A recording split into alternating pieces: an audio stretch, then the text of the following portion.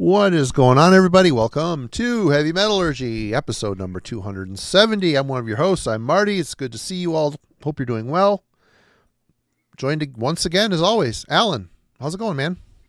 It's going all right. It's summer, so it's either ungodly hot or storming with hail and lightning and all that good stuff. We're kind of there's no in between right now. But hopefully everyone is doing good and steering clear of any problematic weather. And yeah, really excited. We've got a good crew put together here tonight to do our annual best of the year so far list. Going to be fun. Yeah, we've got a partial Australian invasion. Of course, you all know both of these guys. Simon, Geoff, welcome. How you guys doing? Doing well. Bloody good. Yeah, thank you both for joining us. Good to see both of y'all again. For those unaware, Simon does Explosive Action. You should know him. He's been on the channel a bunch. And Geoff does Mendicant Media, another great channel on the YouTube. And, of course, we're joined, as always, by Logan, the Metal and Beer Snob. What's going on, man? Going well. Thanks for inviting me back. Cool to be on with a couple Aussies and the regular crew. Looking forward to tonight. Hell yeah. And we are sliding into the mid-year a little later, a week or two later than we normally would, but We're not off by too much. not off by too much. How's the year going for you guys? Going good? Doing all right. It's winter in Music's Australia, so they're I don't complaining know about this- 50 degrees, so This everybody, summer just so that you you're know. talking about. I don't know. Got the hoodie, the long sleeves. Got nursing my hot cup of coffee. It's nice and chilly here. It's lovely. Right on. Well, guys, we are here to talk about 2026 thus far, and Yeah, we'll be counting down our top 10, mentioning some honorable mentions. Be interesting to see what kind of things folks in the chat have picked as well. And yeah, with 5 of us, you'll get basically a rundown of 50 albums that folks here on the panel think are worthy of top 10 status, at least at this point. And of course, there may be a few things we've missed here and there. There's a lot of stuff to come out. We might touch on some of those later. But yeah, we got a lot to talk about. But anything that folks wanted to mention before we start to dive in? we'll start with Geoff in that department. Honorable mentions. All right. So, as usual, my list is mostly death metal, but there's some honorable mentions in death metal and some grind. Firstly, this is a band called Retortion. Hungarian grind band. Sounds pretty much exactly like Repulsion. So, total Repulsion worship. Fine by me. Another one that hasn't quite made the list is a Norwegian death metal band called Nedgravd. They basically sound like Infesta, like the old, I don't know, American death metal band. So super deep, scary sounding stuff. I'm just keen to get an actual physical copy of that. I haven't quite got there yet with the Striferous and Fossilization, some sort of Central and South America death metal. One that I've been cranking a bit of late is Dalputz or something or other, German black metal band. I don't know. I get promos, most of which are black metal, and these guys are mining metal. I don't know, mining themed. The album has the word uranium in it. Isn't there already a band that does that called Windrose? They got a song called Diggy Diggy Hole. Just I was saying. going to say, if they're covering Diggy Diggy Hole, I'm out. I think these guys are a bit more serious. But Wait a minute. What do you mean serious? Of course, there's Windrose is damn serious. Anyway, sorry. Yeah, it's just sort of a bit, I don't know, it kind of reminds me of Mugwar a bit, just sort of epic, Ooh, nice. slightly melodic black metal. Yeah, that goes all right. Another one that hasn't quite made the list is New Neurosis. I don't know, I've listened to it a batch, but it hasn't quite really blown me away. The other one as well is Immo. Oof. It's, I don't know, I was sort of umming and ahhing. They were in the top 10 and then just slightly dropped out, so we'll consider them 11. But the other one, and for this, I decided to listen to some old geezer metal that's been released this year. So, New Creator, New Exodus, the legacy bands, as they call them. And the one that I actually quite enjoyed, and I kind of hate myself on the one listen, New Megadeth was pretty bloody good. I'm like, oh, shit. Yeah, it's got some good shit on it. I agree. It was pretty reasonable for one listen. I'm not going to be forking out like $60 for a fancy record of it or something. I'll stick with my slightly less than legal version of it, but No, it actually wasn't that bad. So yeah, that's it for me. Oh, other than the fact that one of my other promos, and I'm not sure if this is a long running joke. It's a band called Grab and Hold. It's like a German black metal band. Yeah, they're good. Spelled out like grab and hold. It's like, really? Is that the? If you're gonna grab it, you got to hold on to it. I mean, it's only common sense. Yeah, I've wondered about that name too. Yeah, apparently it means barrow white in German, from like a Tolkien sort of thing. Barry White? Barrow white. Oh yeah, That's right. Oh, sexy death metal. baby. Yeah. You don't need that immortal long sleeve tonight. We'll keep you plenty warm. Yes. All right. Nice little look at Geoff's list that hasn't quite made the top 10. Let's see what Simon's got brewing over there. Yeah, it's been a strong year so far. I'm not including things that have got promos only. If it's promo only, that's in sort of the looking forward to basket. But some stuff that it's a very fluid list this year for me. The top three are pretty solid, but unlike other years, I don't know. It's going to be interesting when we get to December to see what this is like. But I've been playing this one quite a lot. Shout out to Roger out in Norway. This is Diabolus Mecum Serpentem, which is just Latin rubbish. I don't know, but this is one of the most evil sounding black metal things I've heard in a long time. It would cover all of that kind of shit going on. Ah.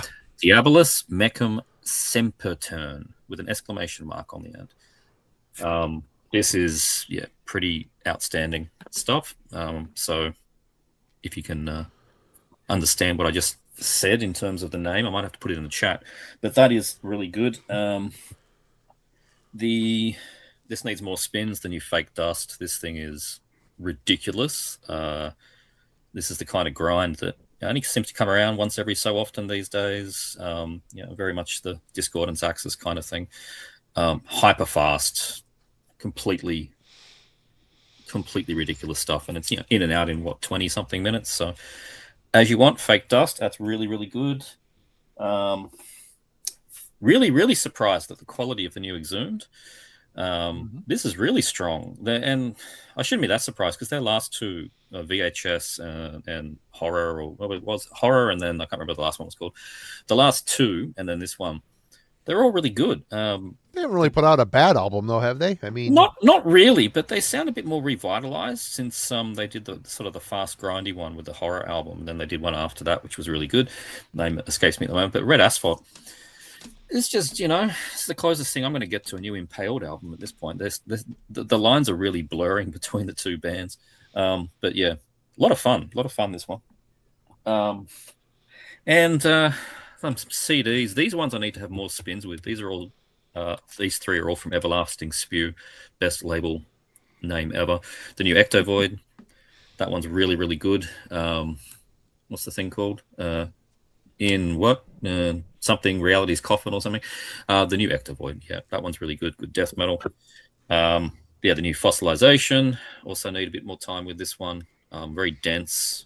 Their first album was excellent. The second one was very good, but I felt like they could do better. And I'm going to see how we go with this one when I give it a few more spins. And this one was a surprise to me. Photoerem, I think. I don't know how you really say this one. Foetorem. Photorum, perhaps. Incongruous Forms of Ever-Growing Rot. This is Death Doom. And it's really, really good. I know Geoff likes this one. But yeah, this is really strong. It's just these CDs. I haven't been playing too many CDs. I've just been, belting through all the vinyl. So this stuff needs more spins. But that's the sort of 11, 12, 13 kind of era at the moment. We'll see where the rest of the year goes. All right. Logan, what's on your stack? So I guess real quick, this is my first time doing this little exercise of taking a break at the mid-year to kind of assess the situation. As with everything, I'm a procrastinator. So I usually do all my work at the last month or two of the year. So it was kind of cool to assess the scene. With that being said, I don't own as much as I would like. So there's definitely some holes because I'm only showing stuff that I have. I've got 15 CDs on physical so far this year, and that's what we're showing. So I'm sure it'll be more well rounded out by year end as I do my last minute purchasing and stuff. A lot of death metal. That is the theme so far this year. So I hope other people are bringing the power metal, heavy metal, black metal stuff. Honorable mentions, though. Let's see. Out of Tennessee, we've got Highgate with Prophecies of Eternal Horror. This is just some like sludgy, doomy, crusty metal.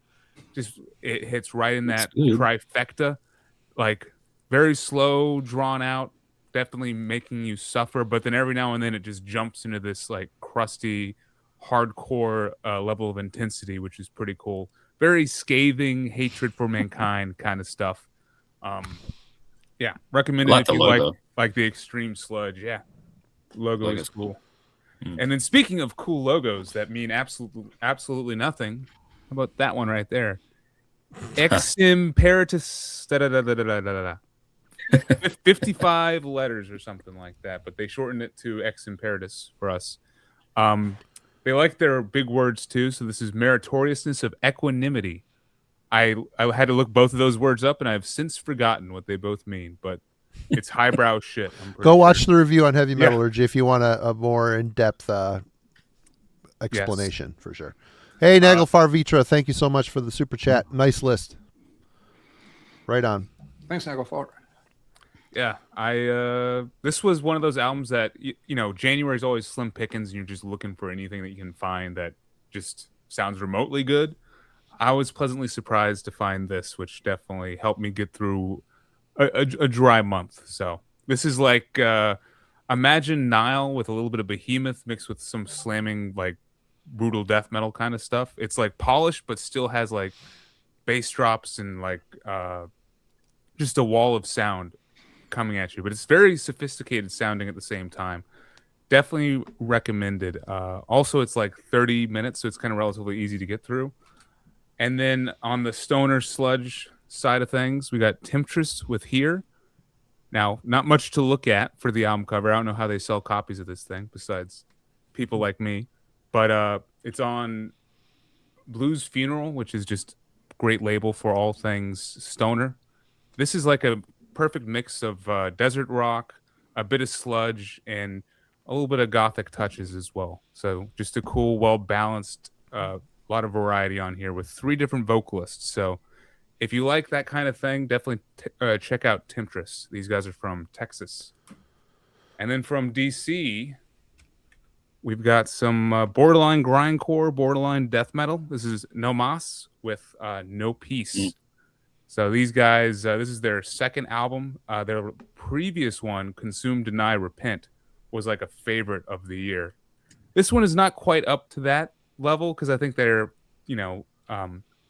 doing a lot of the similar tricks that they had for the first length, but it's still ripping, very hardcore oriented, bruising grindcore. So saw these guys live with Exhumed, and it was a killer set.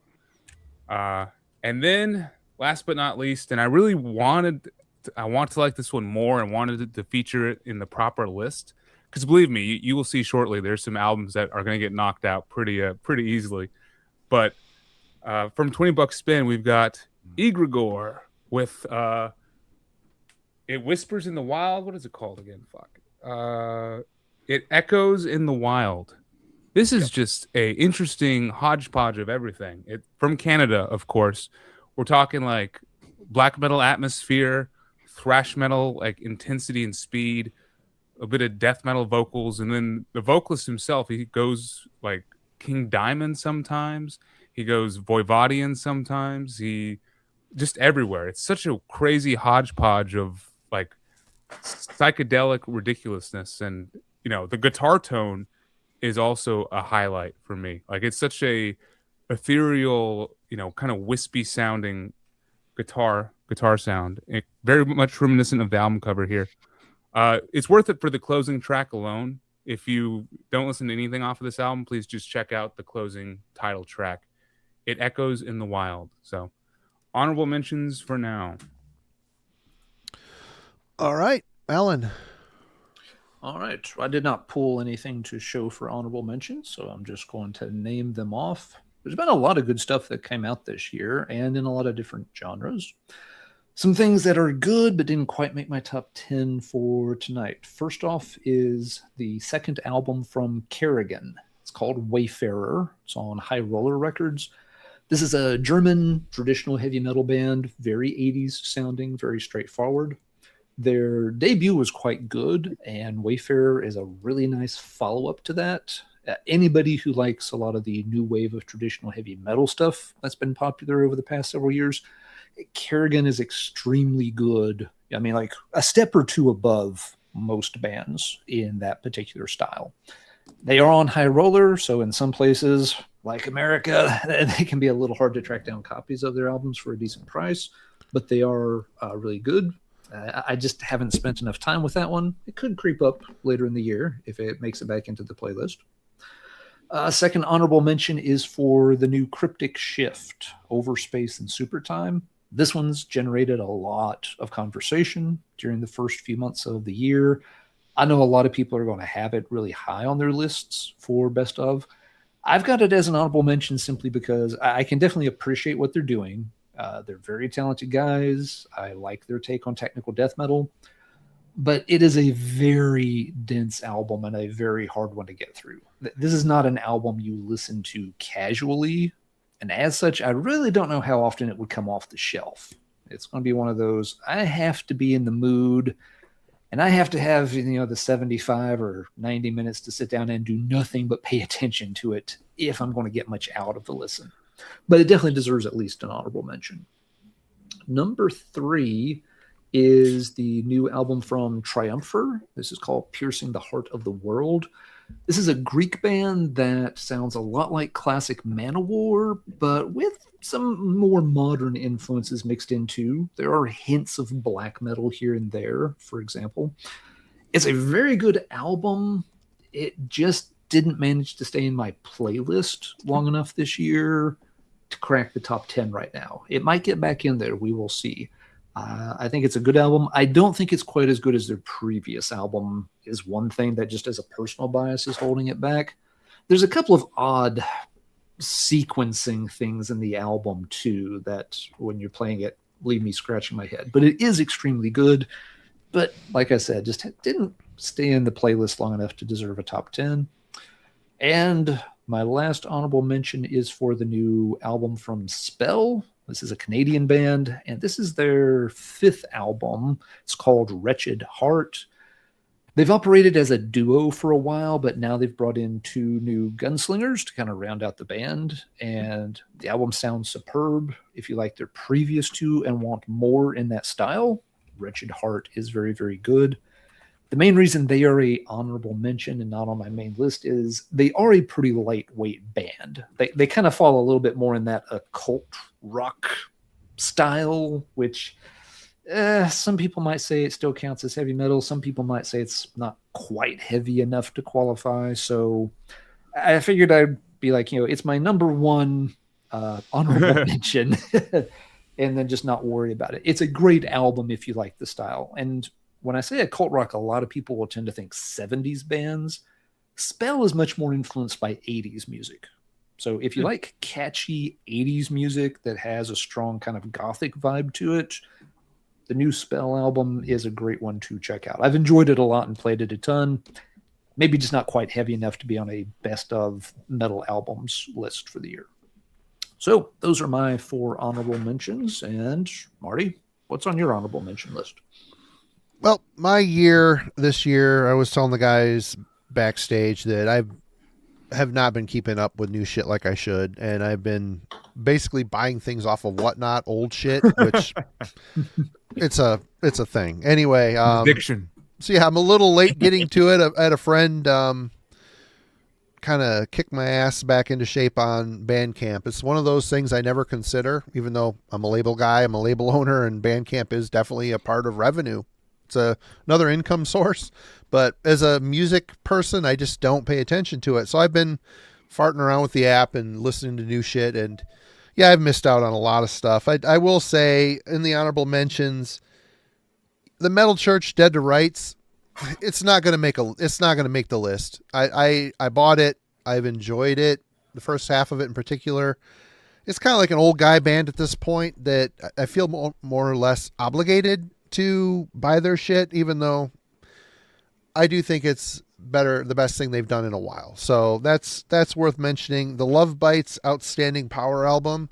I have not bought it yet. I think it is musically an awesome record. It's excellent power metal. These ladies just absolutely crush it. Her voice she's got a very extreme vibrato, which kind of bugs me a little bit, but I still really like the album. If it turns up in front of me somewhere, I'm probably going to buy it. Bloody Valkyria. I just started checking this album out. Requiem, Reveries of the Dying. This is an album, I don't even know where the band is from. I know Alan reviewed their last album on Metal, and he talked about it also, this new album in the new release roundup. But yeah, it's got kind of a summoning vibe because it feels like a one-man project.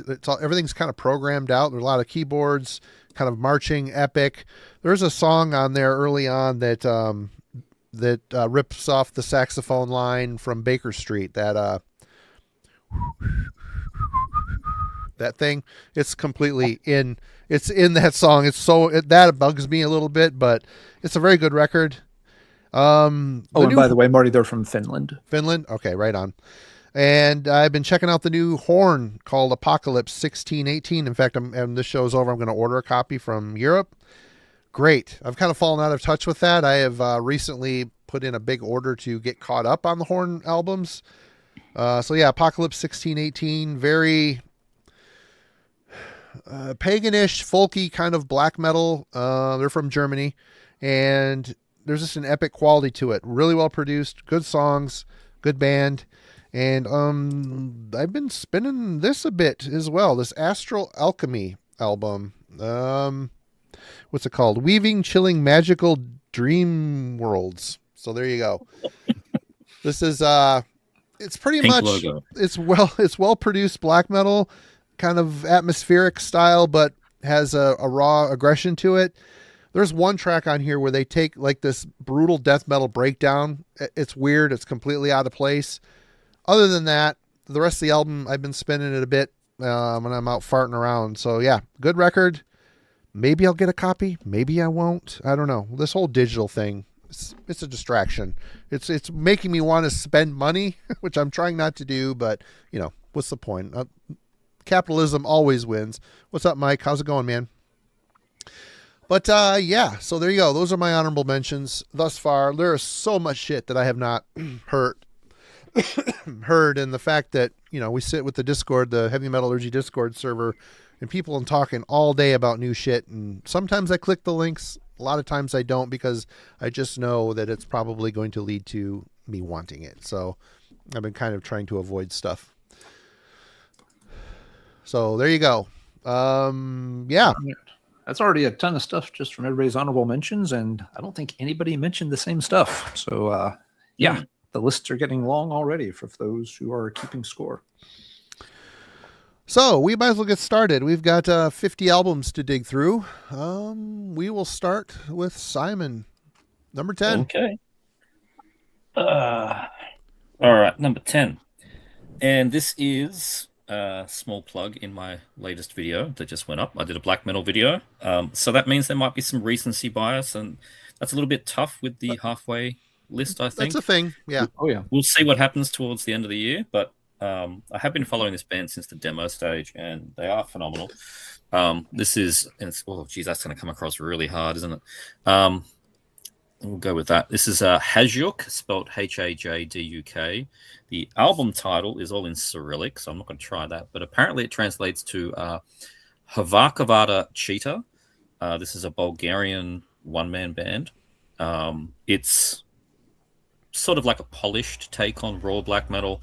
It's very militant and has that punky edge to it. It feels sort of like a southern Eastern Europe take on Invenche, Valan, that kind of thing, but very European. So more folk instruments, you know, swaps out the Aztec stuff for more folk.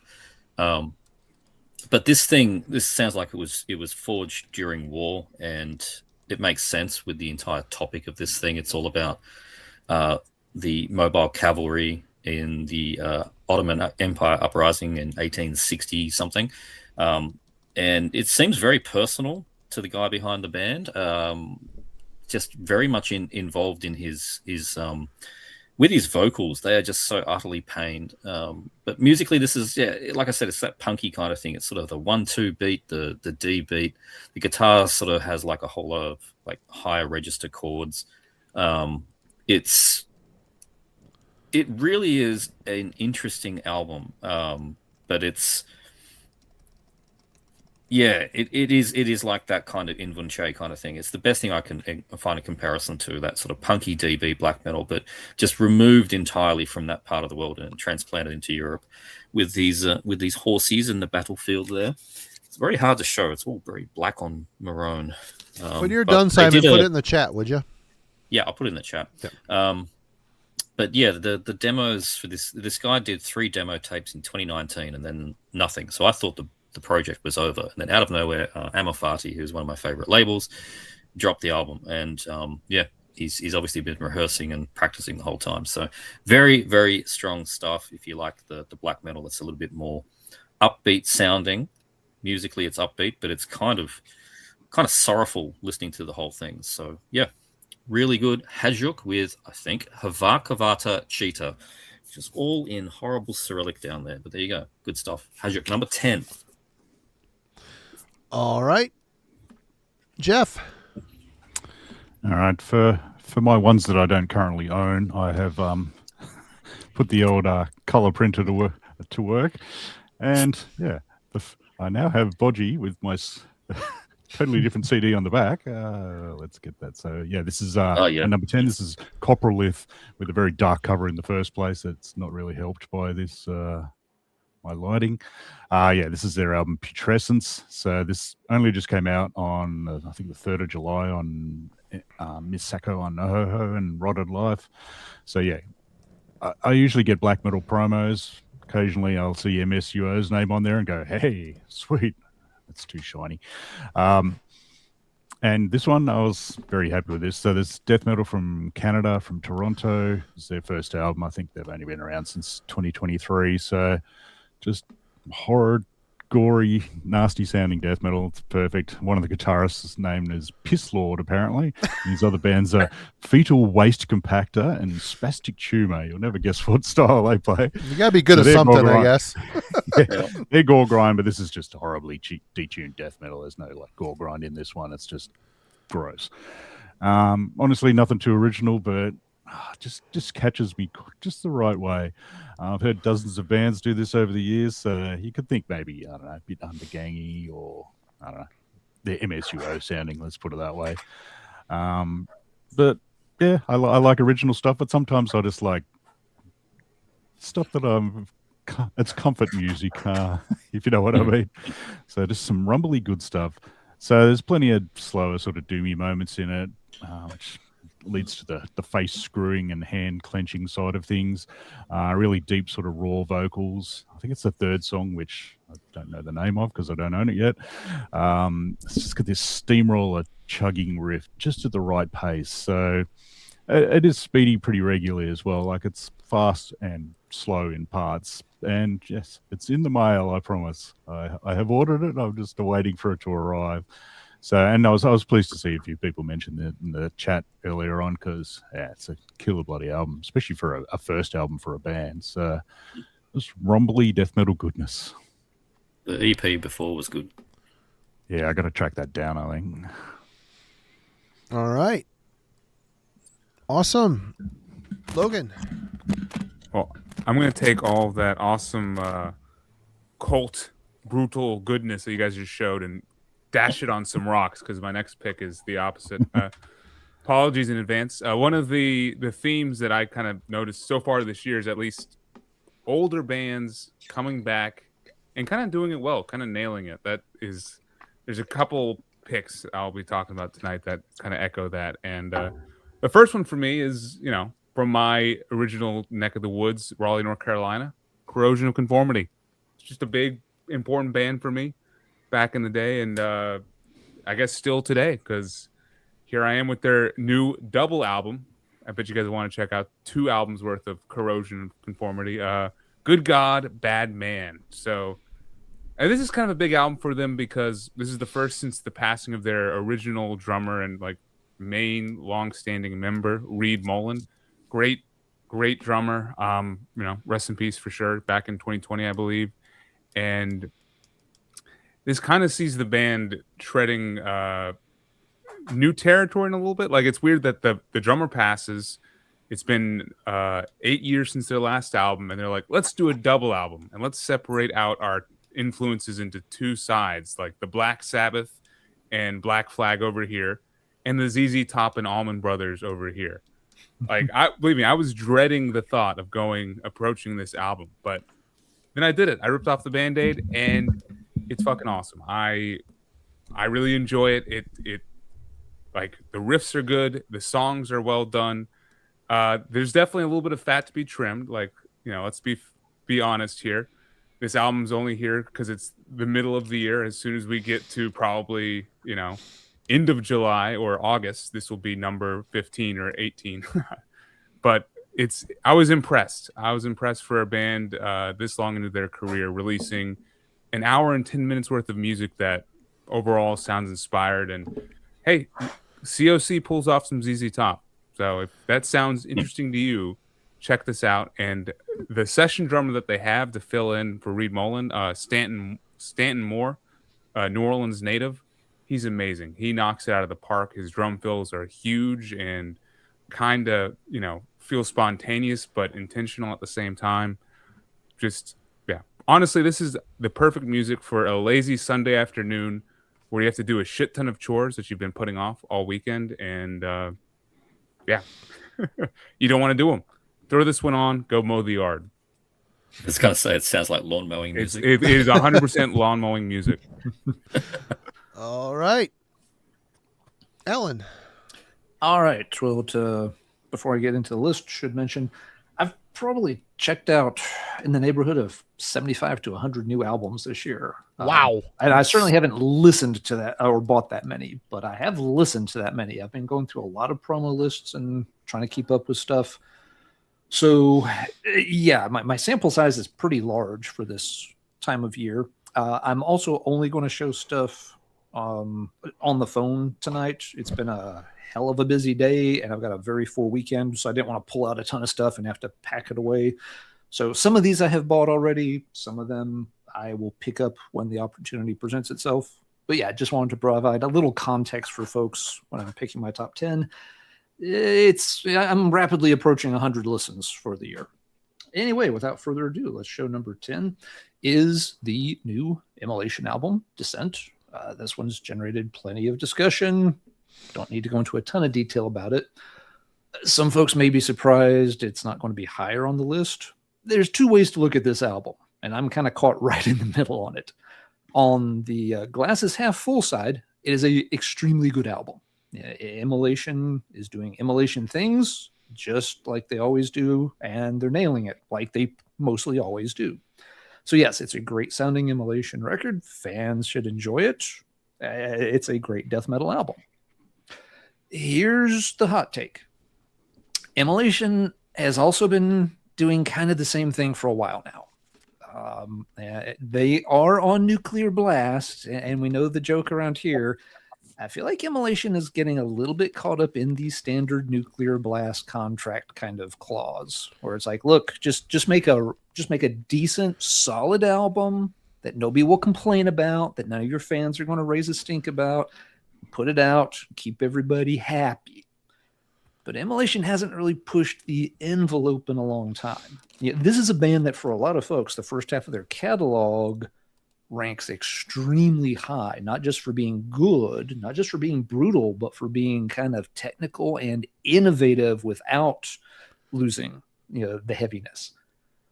But you look back over the past 5 albums or so, and it's like, well, that one's okay. That one's also okay. Okay, this one I like a little more than the others, but they're kind of pretty just steady these days. And so the more I've thought about it, it's like, well, how high do I rank this? Being that it is, at the end of the day, just another good Immolation record in a catalog full of good immolation records. How much will this one ever get played? How many times will it ever come off the shelf? I really don't know. It didn't stay on my playlist very long this year when it came out. Haven't really felt the need to circle back to it yet. And again, there's not a thing wrong with it, except that we've all heard a lot of immolation records. And this one has a chance that it may just start to blend in with all the others. A year from now, this may already be collecting dust while I'm reaching for Closer to a World Below and Here and After and all the other immolation albums that are just better than it. So that's why I thought it did deserve to be in the top 10, because it is an extremely solid album. But I'm not sure it's more than an extremely solid album. It's Immolation doing just fine, but Immolation is one of those bands that can really, really set the bar high. I'm not sure this sets the bar high. I think this is just the same old average bar they've been working on for a while now. Hey, they're a veteran band. They've earned the right to do that. I'm not criticizing. I'm just saying I'm finding it a little harder to get excited about this one, given what they've been doing for the past 10 years or so. So still a good album, but yeah, but at the end of the year, this is one that may be down in the honorable mentions bin. Immolation is my pick for number 10.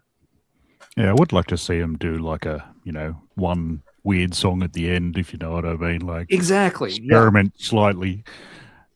Yeah, mix things up a little bit. You don't have to go way outside your comfort zone. Nuclear Blast isn't going to let you, but they could tweak things a little bit here and there. I mean, they are creative enough and solid enough musicians that they could be tinkering with that formula more than they are to keep folks interested. But that's just my take.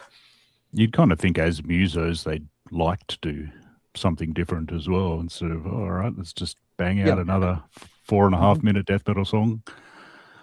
Yeah, exactly. For guys that talented, you'd think they'd want to stretch and kind of flex a little bit from time to time, but I'm not hearing it on this album.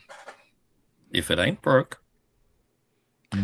That's the glass half full side. There's nothing at all wrong with the album. It is a perfectly solid album. You're exactly right. So again, I'm kind of like, those kind of albums drive me a bit nuts because I want to like it more because it is really good, but then they leave me a little bit wanting because I know they can do better.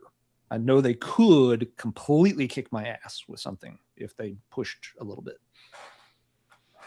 Marty, I've railed long enough. What you got for number 10, sir? All right. Well, we're going to go to Germany for the latest by Cruel Force. Haneda. This is one of those albums that musically, this thing is slamming from start to finish. It is a little bit less aggressive around the midway point, but still the riffing is good.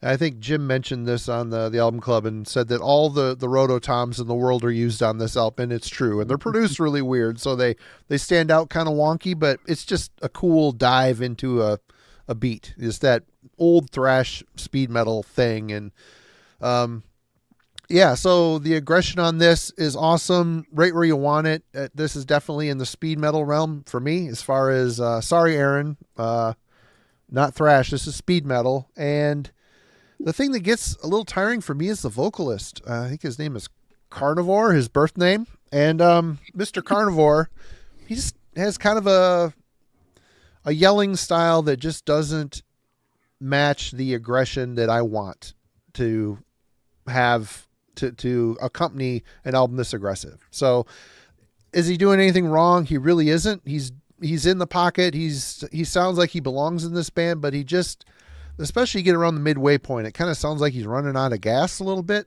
A little of the aggression slides away, but for the most part, this is one I have listened to a fair amount, enough to get used to it and like it. There are some occasional thrashy type riffs. I think me and Jim were talking today about it, and he was saying he heard some Megadeth on here, some older Megadeth stuff on here, but I don't know. It leans a little bit more in the speed metal realm for me anyway, but I think it's well written. I could see these guys going on tour with like Void or something. That seems like, I don't think Void is a straight up speed metal band, but I think they'd be a good complement to each other on the road. If you're into the Void stuff, definitely check these guys out. It's produced really well, and the songs have a good level of piss and vinegar to them. So it's exciting. It's just I'm looking at my list now, and it's kind of on slippery ground. I don't know if it's going to make the top 10 as the year progresses, and I continue to dig into what's actually going on instead of hiding behind whatnot and cheap CDs.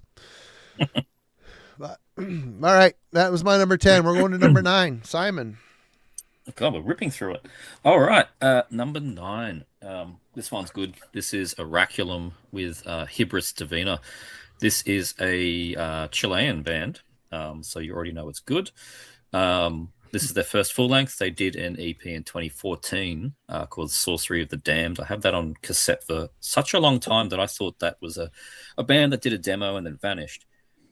And then this thing came out, and okay, I guess they're still going, and they've clearly spent their time writing this album because it's just fantastic.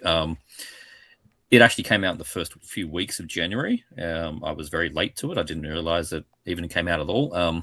The band has members of Deathwoods and Wrath Prayer, both very small bands, but Deathwoods particularly is quite good. They did good demos. It's a very, it's Chilean, right? So it's very warm sounding and angry sounding, very honest sounding death metal. Focusing definitely on songs more than just a collection of riffs. It's mid-paced mostly, some nods to slower parts of Asphyx, even the raspier vocals. They're not quite Van Drunen, but they're kind of very dry. But it's also quite down-tuned, so we get some Finnish nods in there, which is what made me very, very happy. Should make Geoff happy as well. But yeah, they are Chilean, so you get lots of evil thrash, ripping solos, dive bombs, just all that good shit.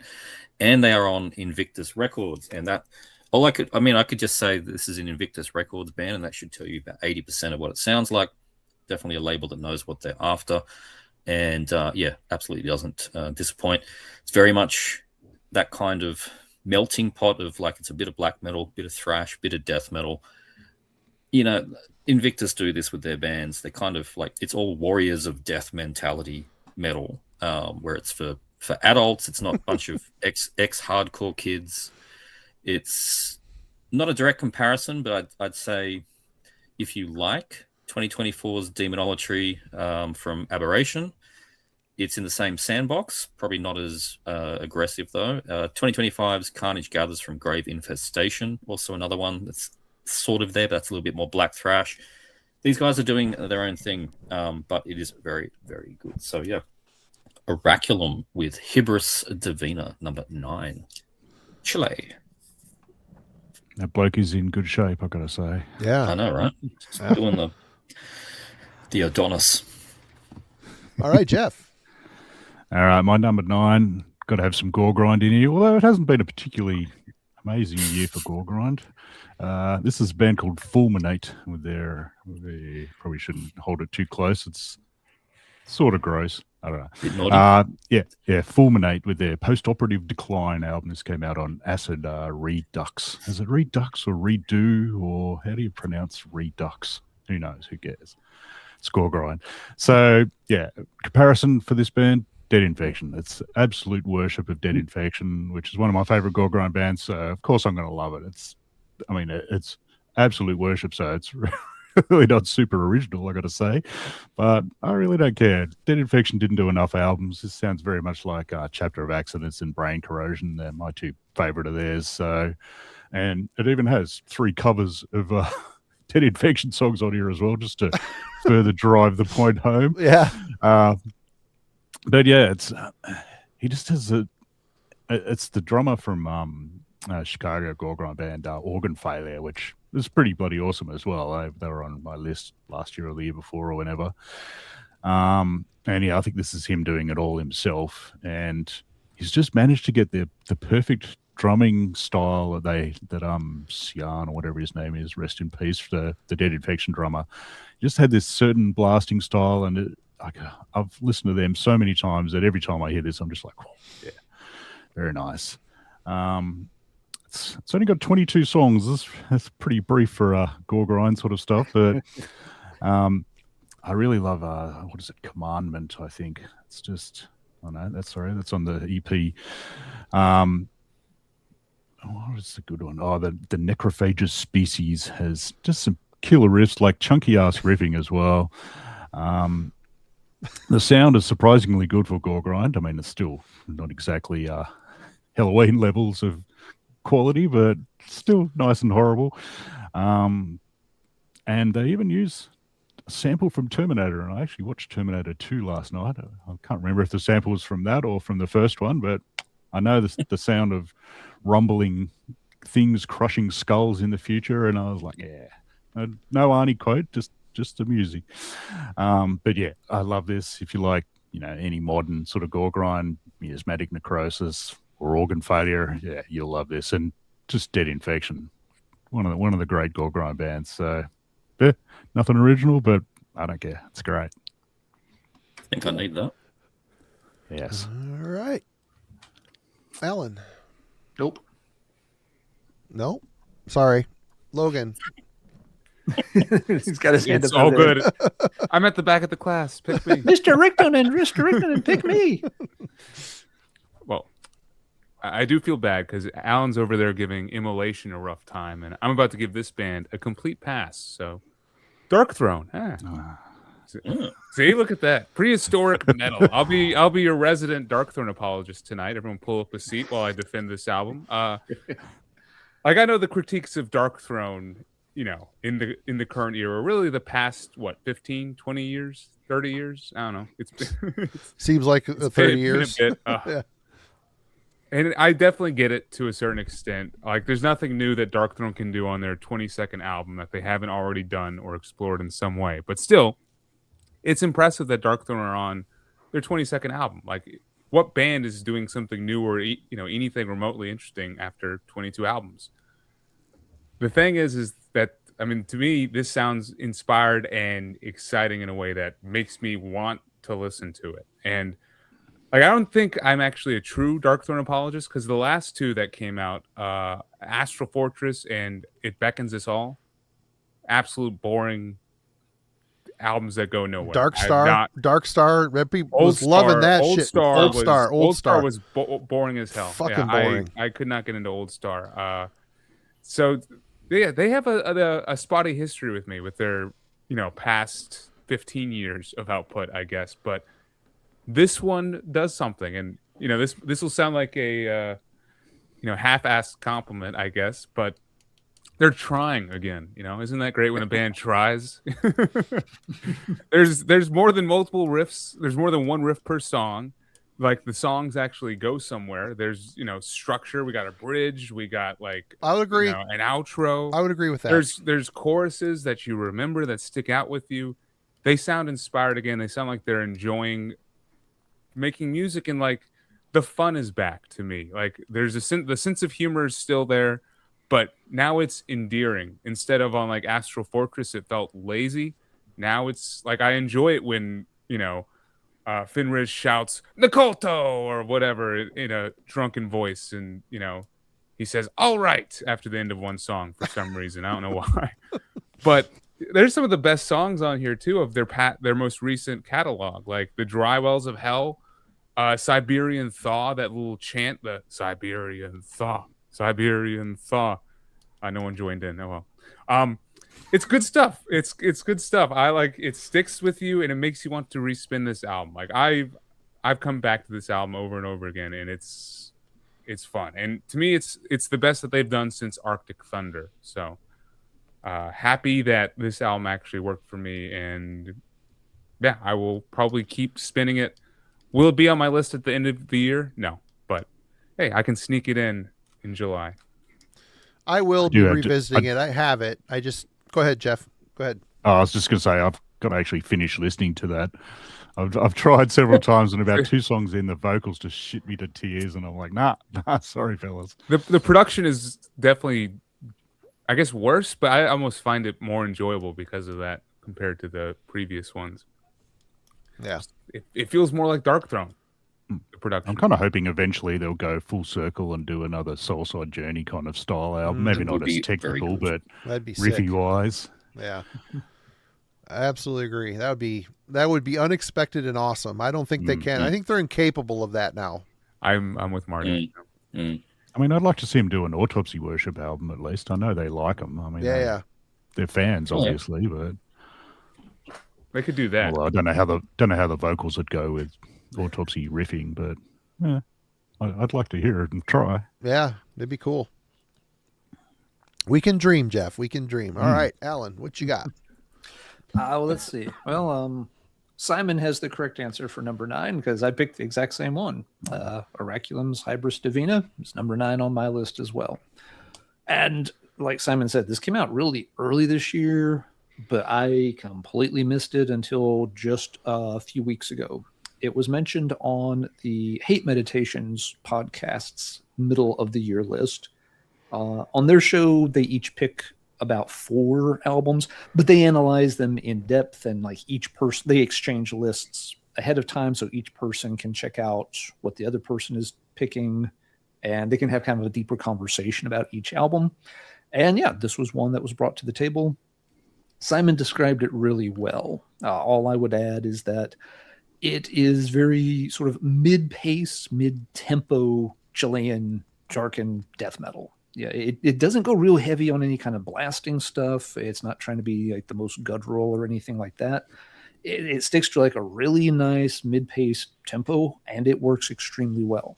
Another thing that does stand out a lot, there's some great guitar soloing, and the solos are pretty clean. They're not like overly distorted or anything. Just like really classic heavy metal inspired guitar work all over the solos on this, which is, again, works really well. It's really cool. But yeah, as Simon said, yeah, you've got a lot of that old German thrash sound, which the Chilean death scene draws on very heavily. They always find a way to make it sound fresh. I'm not sure how they pull it off, but it never, whether it's Oraculum or other bands, it never sounds like a retread. It never sounds like, this is just a second-rate destruction, or, there's Sodom influences showing through too much. They always find a way to tweak it just enough that it sounds like their scene and their sound, and not just a copycat of something from 40 years ago. Yeah, this was my introduction to Oraculum. Hadn't heard the earlier ones that Simon mentioned, but this album is extremely good. I'll be picking up a copy of it as soon as I get a chance. If anybody wants it on vinyl, $20 spin does have it in the US. And there are a couple of distros that have the CD as well, if that's your preferred format. So this one, there's no excuse not for picking it up. Even the US, you've got multiple choices to go pick it up. So yes, Simon has the correct answer at number 9. It is Oraculum. Really, really good album. I'm really glad the folks on Hate Meditations brought it up, because completely missed it, but it's a good one to check out. This one I think will move up my list through the rest of the year.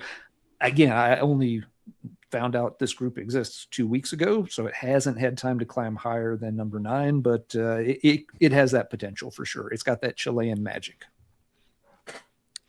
All right. Well, my number 9 is Screams from Beneath the Surface from Monstrosity. Don't own this one yet either. Their last album, what was it called? The Passage of Existence, was a really good record as well.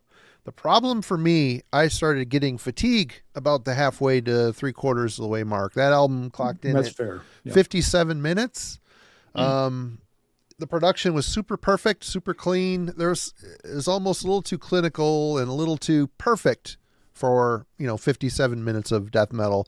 And this new one, Screams from Beneath the Surface, is 42 minutes, which surprisingly is kind of feeling like it's about right. It feels like the right length. And again, the production is very clean. They really, I don't know if they're doing this at home and they just have a setup. And I know I think Lee writes a lot of this stuff for the band, but the songs are really well done. Their singer, excellent death metal singer. He is not super dynamic, not super exciting, but he's definitely doing what needs to be done. He's holding down the pocket while the music is, at times technical, but it's always memorable. I don't know. I think they put out another really solid record, but I think what most people would love is to see Imperial Doom reissued. I think that is He's with that. What's that? What is with that? Like, it's Nuclear Blast. I mean, No idea. It seems like that should have been done and redone, and that should be in constant rotation, you would think. But alas, here we are. But new monstrosity, depending, it doesn't matter who's in the band at this point. It's well done. You can tell they have their own kind of style. They don't sound like Malevolent Creation. They don't sound like Morbid Angel. They've got their own lane. It's just well done, composed, a little clinical. U.S. death metal from Florida. I don't know. I think it's a solid record. Again, I don't know if it's going to make the top 10 by the end of the year, but right now, I think it's worthy to be in the position. All right, Simon. back to me, is it? Okay. Yep. For number 8. Wait. Number 8. Okay. This one was also in my video I just did, but I've had the promo for some time and have been enjoying Swordstorm. I Vinternatt, Norwegian. One of the biggest finds for me over the last couple of years has been this musician that goes by the name Peregrinus. Many bands that he's in, Unholy Craft, which is incredibly aggressive, Hjemsokt, which is excellent, sort of mid-pace, kind of very foresty black metal, Heraldic Blaze. He's in a heap of bands, not as many as Svartadathus, but he's in a heap of bands. This one is one of the newer ones, Sort Storm. Have no idea what sort means in this context. It's Norwegian, I guess, rather than just sorting through the storm. I highly doubt that's the case. But this really is what sort of like black metal is all about for me. This is like, obviously, you look at this cover, it is like the first Ulva album, the first Satyricon. The cover gives it away. It's very organic, very rich in instrumentation. Along with the black metal riffs, he puts in a lot of sort of acoustic guitar, but melds it in with the riffs, so you get that distortion and the acoustic at the same time. Happens quite a lot. And his clean vocals are actually quite good. Works along well with the very gritty snarl. So, yeah, there's flutes and stuff on the 4th track, not saxophone, so I don't have to scream. Flutes are okay. Saxophone is saxono, but yeah, flutes are fine. If you like, a bit more like introspective black metal, this is definitely something to check out. Swordstorm. The LP unfortunately is sold out, but the CD you can get through Purity through Fire, so encourage you to check it out.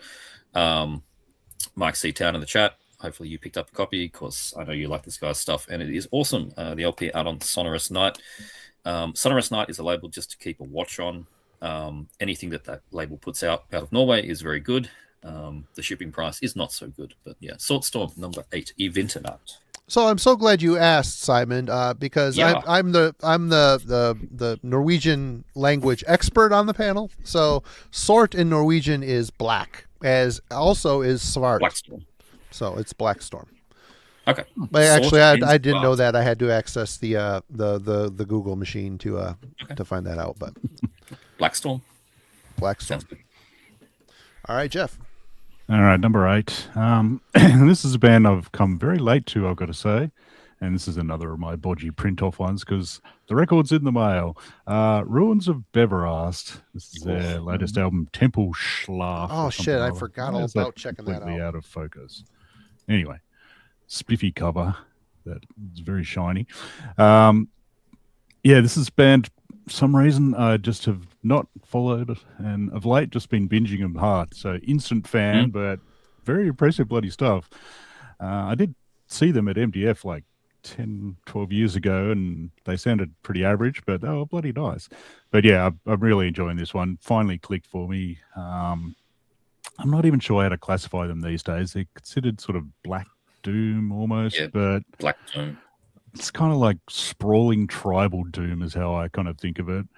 It's not super black these days. I mean, they remind me of like modern Enslaved quite a bit, possibly Blue Doss Nord, but I don't really listen to much of their stuff. So I don't know, it's that sort of black metal without sounding particularly black metal, which doesn't really make sense, but it's actually quite goth sounding on the first song is like total typo, negative sort of worship.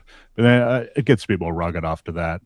heaps of like dreamy guitar sort of bits over the top. And I've got to say, like I've had this, well, had the MP3s of this for a while. I've not that long. I've only listened to it maybe 10 times, and there's still a heap more to discover on it. There's a lot going on their stuff. The harsher vocals do kick in on the second song. And I like, he uses these weird sort of effects on the vocals at times. It's not sort of like horrible growly pitch shifter sort of stuff, but it just gives it a watery, strange sort of feeling to it. I think it was what is it, Alpha Fluids is a sort of epic song on here. I mean, they're all pretty epic. This is a short one for them. It's only 59 minutes. It's not an hour and a quarter, but it's still pretty lengthy. But yeah, Alpha Fluids got these nice sort of clean vocals that work really well on it. There's nice classy acoustic guitars on Last Theatre of the Sea, but yeah, they've, as I said, it's not quite as lengthy as some of their stuff. They can get a little overwearing the point at times, but this one's slightly more shorter. But yeah, I'm really impressed by these guys. I've got yet another of their albums in the mail as well, so yeah, instant fan. But I'm glad I finally got here because yeah, this guy's German, isn't he? I think. Yep. Yeah. Yep. So yeah, probably any Ruins fans are probably well aware of them, but I was not up until recently for some weird reason. So I'm glad I got there though. It's bloody killer. Check out his other band before that, Nagelfar. Nagelfar with an E. That's another Swedish one. No, there's a Swedish one, but the German one with an E is awesome. Nagelfar. Nagelfar. Excellent. Yeah. Okay. The album he was a drummer in that, was he? But still, Yeah. there's a sonic space that they kind of share a little bit, I think. Okay, cool. I'll check them out. Cheers. Yeah, the Nagelfar stuff is a bit denser, Geoff. So yeah, Ruins is kind of a good way to start and maybe build up to the Nagelfar stuff. Yeah, cool. Oh, and I wanted to say thanks to Bob in the chat for mentioning there's a new Static Abyss. I'd totally missed that, so it doesn't look like it comes out until next month, but I'll be ordering that one quick smart. So cheers.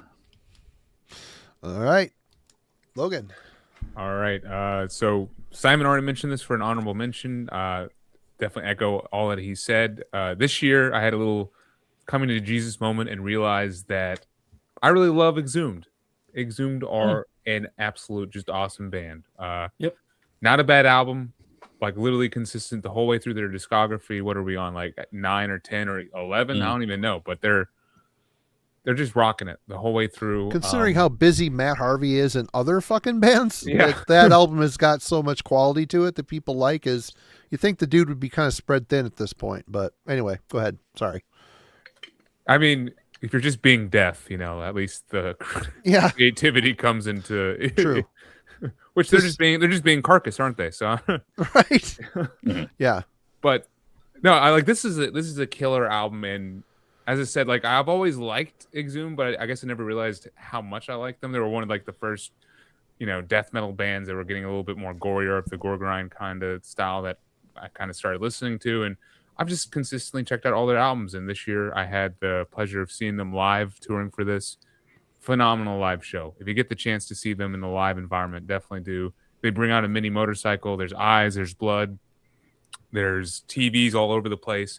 Marty, they even close with Detroit Rock City. So really something for a Kiss fan. Yeah. That's awesome. Yeah. So Exhumed, one hell of a band, and this is one hell of an album. It feels, as Simon was saying, inspired though to me. Like this is their most excited. More fresh. More fresh, most a fresh corpse on the road, I guess, for this one. Most excited they've sounded since Necrocracy for me.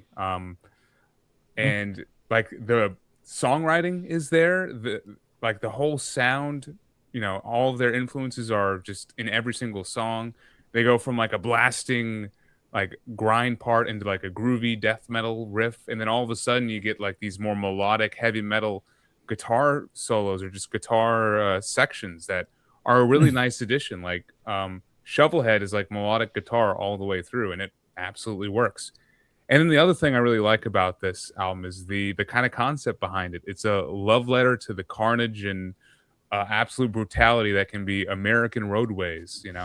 It's just a reminder that any of us could just die commuting to work in a very brutal fashion. And they've got song after song about, getting crushed by a car, death on four wheels, red asphalt, crawling from the wreckage, unsafe at any speed. I just love the concept behind this. This is a great album to have road rage to. Let's just say that. You're right about it being more melodic like that. Yeah. It's an obvious comparison, but that's the closest they've sounded like Mondo Medical. That's the Impale, It really is. I think that's why I like it so much. Yeah, it's definitely their best in over a decade, I think. Yeah, I'll give it that. All right, Alan. All right. For number 8, we're going to New York. I think it's a band from Long Island, if I remember right.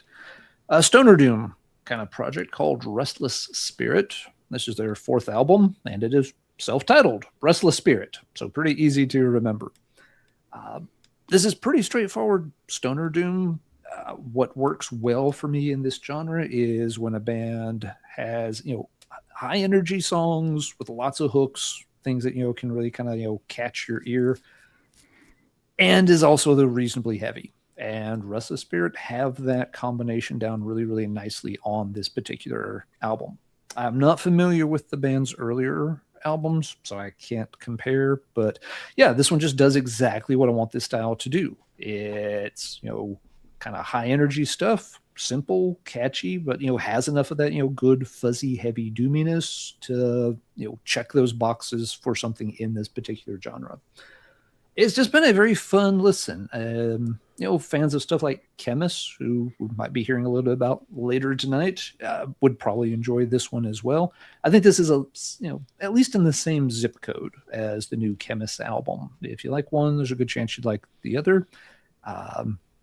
But yeah, new band to me. Don't have a whole lot to say about them other than that. If you want some good high energy doom that has the stoner component worked in without 20-minute songs that just have 3 notes that don't really go anywhere, Restless Spirit is the way to go. So cool album from what seems to be a pretty cool band. That's my number 8, Restless Spirit. And Marty, you're number 8. That is a cool pool, Alan. I didn't expect a Restless Spirit to pop up tonight. That was...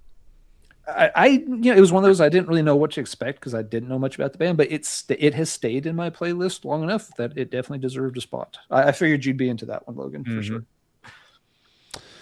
All right. Well, let's get this scratched off the card here. The debut album by Lex Legion. It is called Lex Legion. This is, for those who don't know, a supergroup of members who have all been in King Diamond. We've got Hal Patino on bass. We got Mickey D on drums. We've got Pete Black on guitars and Andy LaRocque on guitars.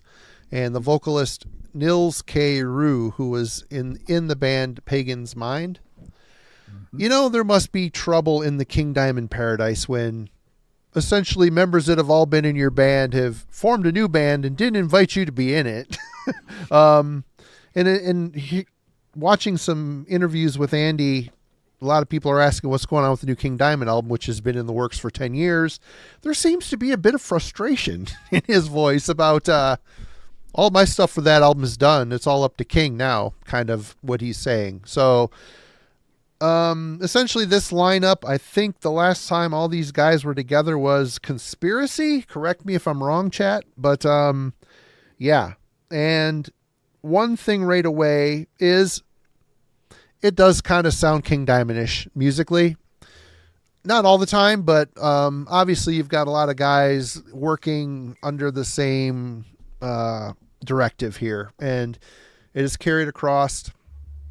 So yeah, you hear a lot of King Diamond-isms, and even Nils' voice at times. If you look at all the King Diamond bands that have not been King Diamond, that King Diamond is inspired, like Force of Evil, Denner Sherman, they all write music a certain way, and then whatever singer they bring in, there's a bit of a King Diamond influence in the singer. So these guys can't seem to break away from that. But Nils, I think, does a good job. He can do the King Diamond thing, but he doesn't make it blatant. It isn't an obvious ripoff.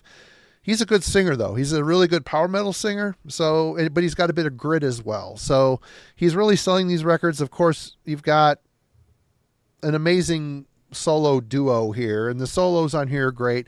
Some of the songs are a little short, but they are well done. They're very melodious. They're very hooky.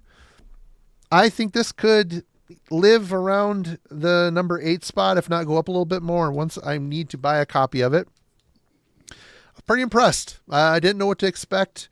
The couple singles that dropped were solid, but the whole album, it presents well from start to finish. So, yeah, I'm a Lex Legion fan. I'm interested to see if this is going to be what moves forward. I mean, King Diamond's been working on, now there's talk of a Merciful Fate thing.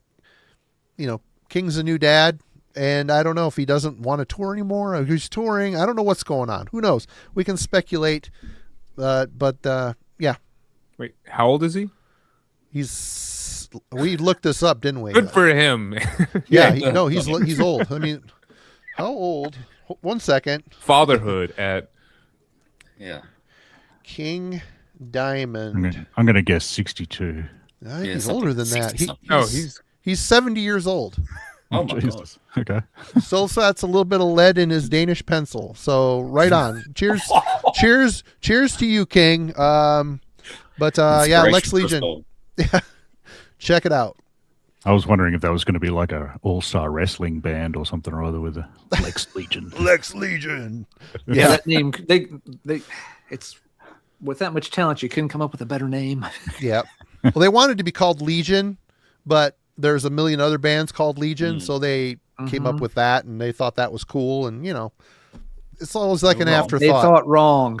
And even with the artwork, I mean, they're leaning on the fact that they've got superstar, crossover with a bigger band. So it's a very AOR cover. It's a very AOR cover, but you got Mickey D, Motorhead, King Diamond. He's an amazing drummer, and it's good to. I'm sure he's glad he's not on the geriatric ward anymore with the Scorpions, which tells me he's trying to get another band moving. Because the Scorpions, man, I've seen some live stuff. Klaus is not sounding chipper or super fresh anymore. The guy's old as shit. I get it. It happens, man. But yeah, I think Lex Legion is. It sounds like the plans are all laid out for moving forward into something more substantial. So we'll see. We'll see if that happens. Simon, we're on number 7. We are smashing through this. Okay. I love this band, and this is the third album, and it's not done. It didn't surprise me. It gave me exactly what I wanted. I know some people haven't liked this one as much. I don't know why. It's impressed me, and I love the cover. That's the new one from Cryptworm.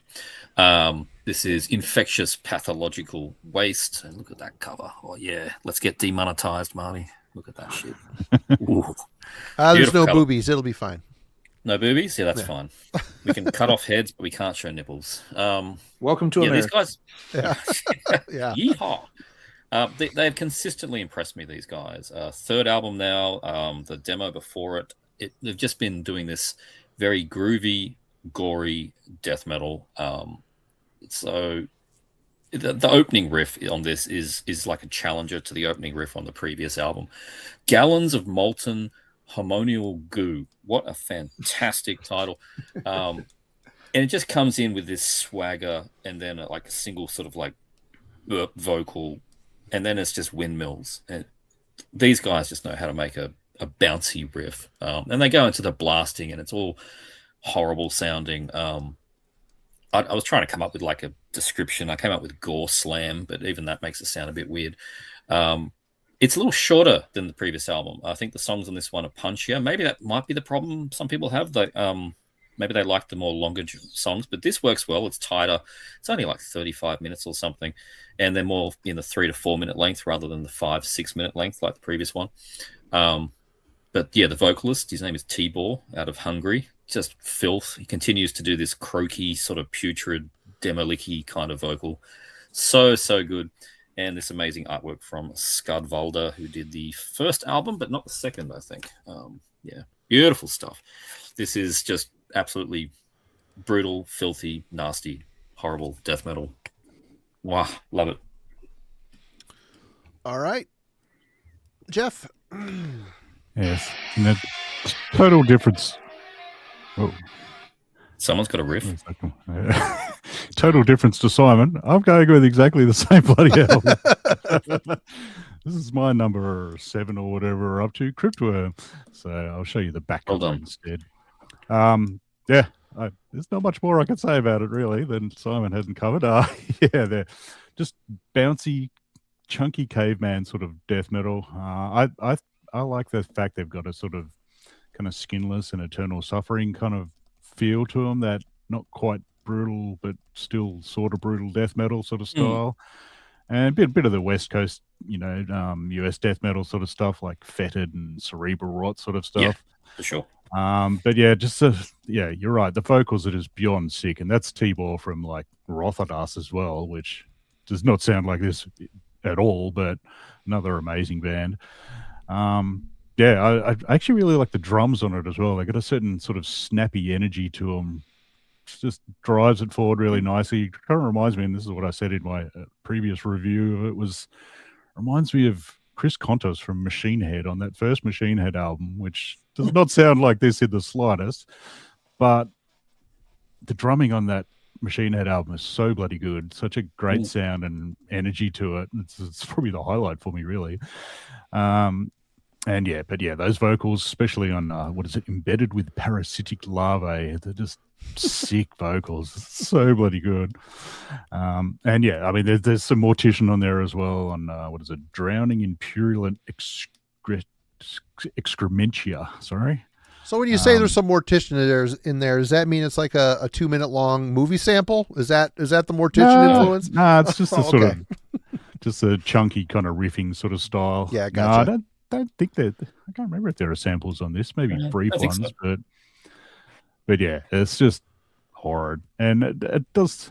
Like the earlier stuff had a bit more finished death metal to them. This one still has a smidge of it, but yeah, I think a bit more US death metal-y sounding for my money. It does sound marginally different style-wise to the first 2 albums. But yeah, it just puts me in a good mood. Originally it wasn't really on this list, and then I put it on just to remind myself. And I was like, oh yeah. No way I cannot put that on. It's just a groove to it that just gets me like, yeah. Awesome. All right, Logan. Well, I wish I could pull off a Cryptworm hat trick here, but sadly, just make it up. So for me, this is one of the bigger surprises of the year, and it's a debut album from this band. It's Ord with Blind in Abyssal Realms. Yeah. Yep. Very cool Paolo Giriardi artwork, like Spiral Dragons. Fucking awesome cover. Definitely not doing it justice. There's a better look at the band name, ORDH. Band is I believe from Vermont, and I say debut, but this does not sound like a debut. This sounds like a well-honed, well-oiled machine from veteran musicians, playing a bit of like progressive, technical, but melodic death metal. And of course, when you look into it a bit more, you realize that this really isn't a debut. This is one band dissolving, coming together to form, Ord. And the previous band was Barashi, if you guys are familiar with that one, signed to Prosthetic Records, more of a sludgy, progressive death metal band. This one, we're definitely nearing that melodic and technical territory. A lot of people that I've seen talk about this mention like the early 90s stuff, like, of course, Death's Human, Cynic's Focus, Atheist, Unquestionable Presence. And I definitely hear that in a way, but it sounds a lot more like melodically inclined and dynamic. Like they're doing a lot more maybe drawn out songs on here. And the melodies are a lot more sweeping and dramatic. It's not like it is fast moving at times, but like the meat and potatoes of this album is longer, more drawn out melodic passages. And it's just a really cool journey throughout, and not something I was expecting. The guitar performance in here is absolutely dizzying and impressive. And yeah, very unique kind of death metal for this year. So was absolutely hooked by this. I'm kind of expecting big things from this band. They played at MDF this past year, and or maybe they're playing it this upcoming year. But they're definitely hopefully going to make a splash coming up. Definitely check out Ord with Blind in Abyssal Realms. Seen that around. I need to check it out. It's a great cover. Yeah. I'd agree with the comment though that Paulo likes his spirals of late. He, I've seen about he 4 loves or 5 circles, ones. man. Yeah, he's like that Japanese manga horror thing. The spiral. They're in everything. I just love following him on Facebook though, because he'll post a picture of him with the record when it's been released, and you'll just be like, "Rah!" Such a staunch, shirtless. After time. He's just like so into it. It's beautiful. Like, shirtless with jeans and a beer in one hand and the record in the other. Yep. It's an Italian right there. You're muted, Alan. Yeah, he was a big time wrestler for a long time. Not like fake WWE wrestling, like Olympic team, Greek national team. That's awesome. I can see that. It was actually, apparently yeah. really, really good too in his prime. So yeah, don't want to mess with him. All right, Alan. All right, number 7. Let's see. Tumbles mentioned this one in the chat earlier. It is the 3rd and latest album from Greyhawk called Warriors of Greyhawk. This is a traditional / power metal band from Seattle. They kind of straddle the line between those two genres. You could figure that out from the cover art pretty quickly. We've got, your basic, a dwarf, a knight, and a wizard walk into another heavy metal album cover, and something hilarious will happen. But the album is actually quite good. This was an interesting one because the band's vocalist had to be replaced. They had a really distinctive vocalist on the first 2 albums, but he's not available. He's not part of the band. I think he's still working with them to some degree, but he didn't perform on this album, so they had to bring in somebody else. They got Anthony Corso, and he did a really good job with the vocals on this album. His voice is just very different. Corso sings in kind of a higher register. Former vocalist, had a little bit more of a baritone to his vocals. So right away, this does sound different, and that may have thrown some longtime fans for a little bit of a loop. But again, I think the vocal performance on here is quite solid. They have, how already mentioned, they are looking for a new long-term vocalist. So I think Anthony was maybe just a sort of stopgap. We need somebody to help with this right away. But again, I don't think anybody should take the fact that he's not going to sing with them moving forward as a sign that he's done a bad job. I actually think he did a very, very good vocal performance on here. The album's got some incredibly good highlights in the track list. It does start to run out of steam a little bit towards the end. I feel like a couple of the later tracks on the album aren't quite as heavy or epic or majestic as some of the stuff in the first half. So yeah, it's a little bit of a front-loaded album, but still a very, very good one.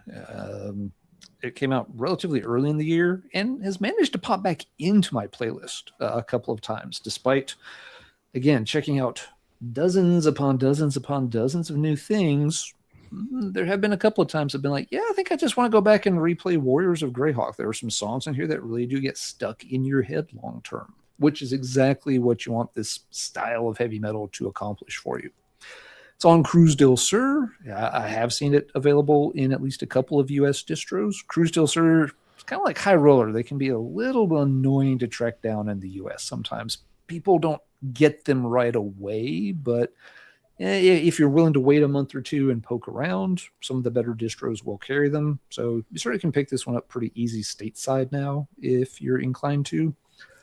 It'll be interesting to see what they do in terms of getting a new vocalist for moving forward. If they try to get somebody who sounds a little closer to the fellow, sorry, I forget his name, but yeah, again, if they have to go for a vocalist with a deeper voice, like the first 2 albums, or if they decide they want somebody closer to Anthony who's got a little bit of that higher range to his voice. They've sounded good in both cases. The band does this style very well. I hope they get the lineup stabilized and can move on to bigger and better things. But Warriors of Greyhawk, solid album here at number 7 on my list in the middle of 2026. Good stuff. All right. My number 7, kind of a new arrival, but it's been getting a lot of play. We'll see where this lands too. But this is Piercing the Heart of the World by Triumpher. Alan mentioned them earlier. God damn it. Fat hands. Yep, they were one of my honorable mentions.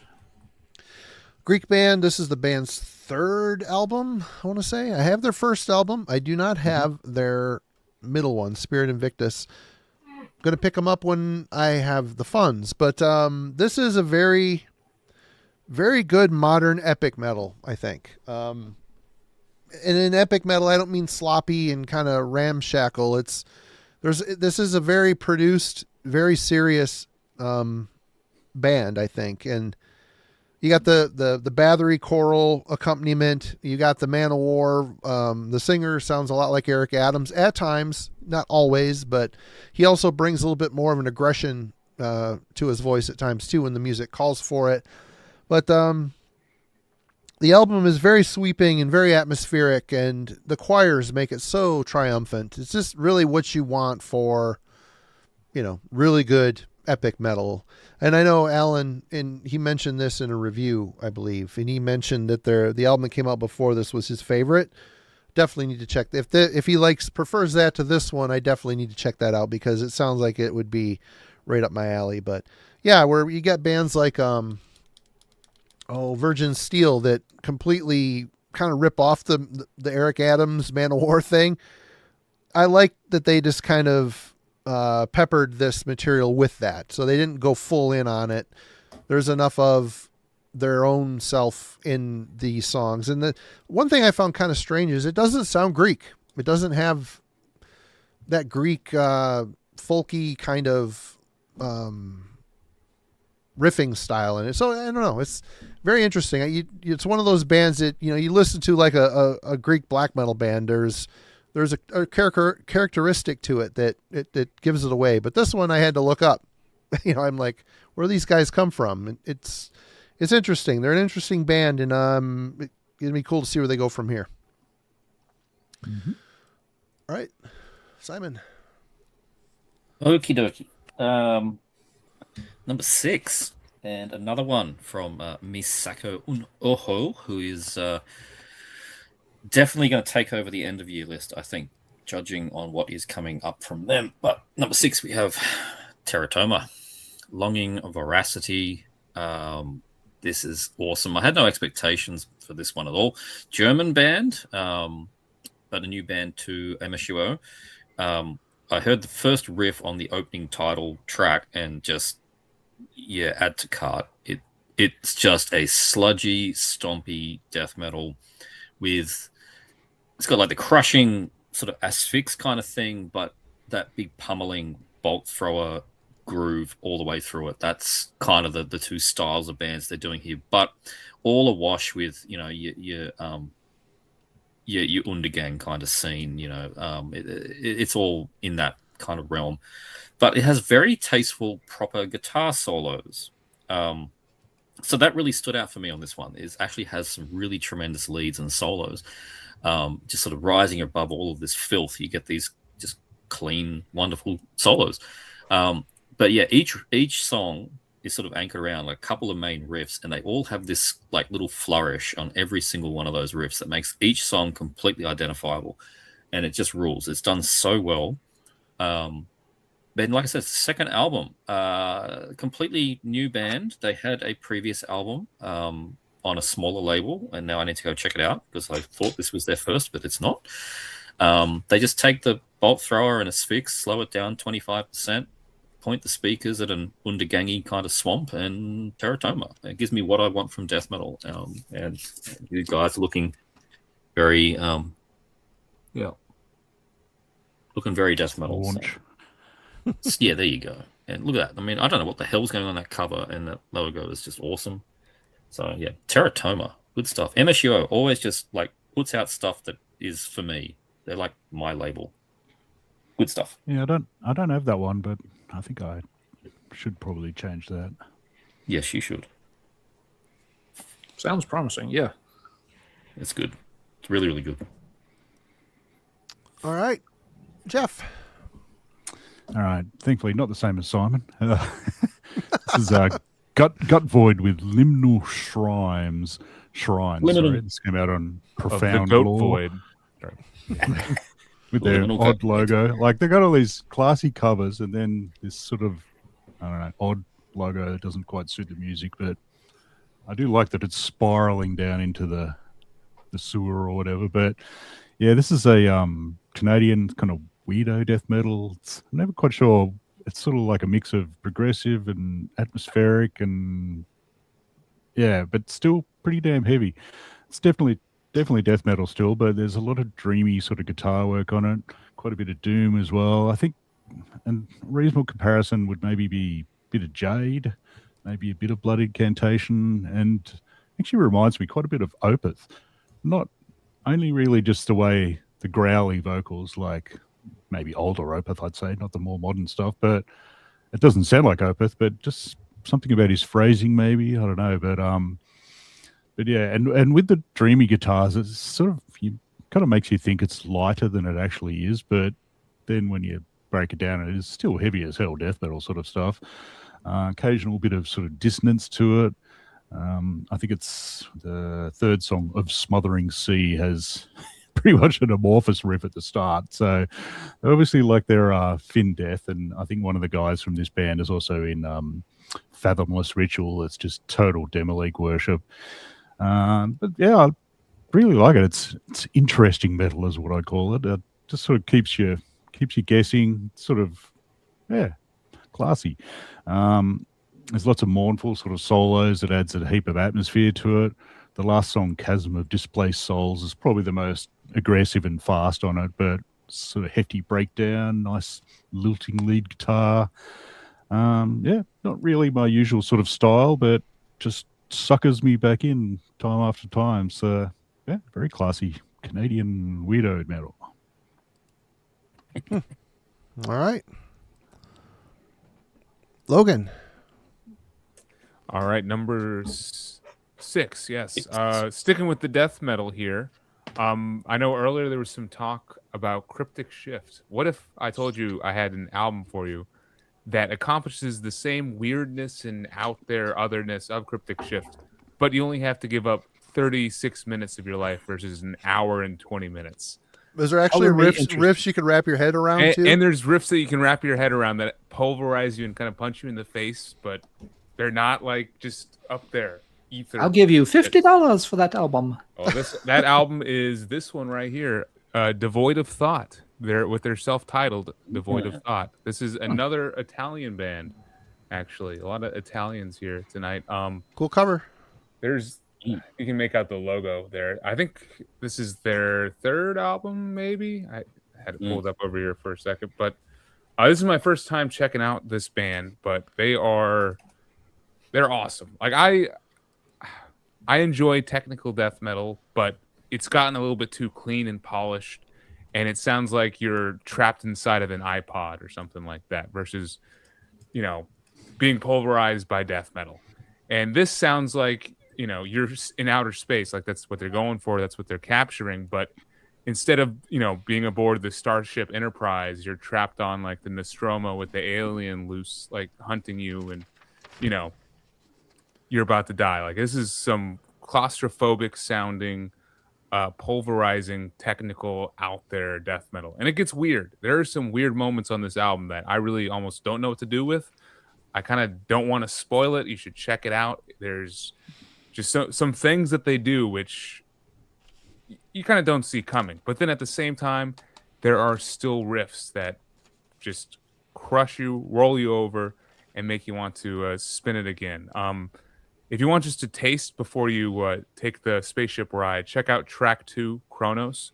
That one is potentially my favorite on the album. But yeah, wacky, weird, but still more approachable than that Cryptic Shift album, Devoid of Thought, with their self-titled release. All right, Alan. All right, number 6 for me. I mentioned, let's see, number 7 was Greyhawk. That was a Cruz del Sur release. Number 6 is also a Cruz del Sur release. That label has a long history of putting out some good stuff, and they've had 2 really solid ones this year. Number 6 is the new Mega Colossus album, which is called Watch Out. There's an exclamation point at the end, so I have to say it that way. It's not watch out, it's watch out. This is a band out of Raleigh, North Carolina. This is, I want to say their 5th album. I forgot to double check.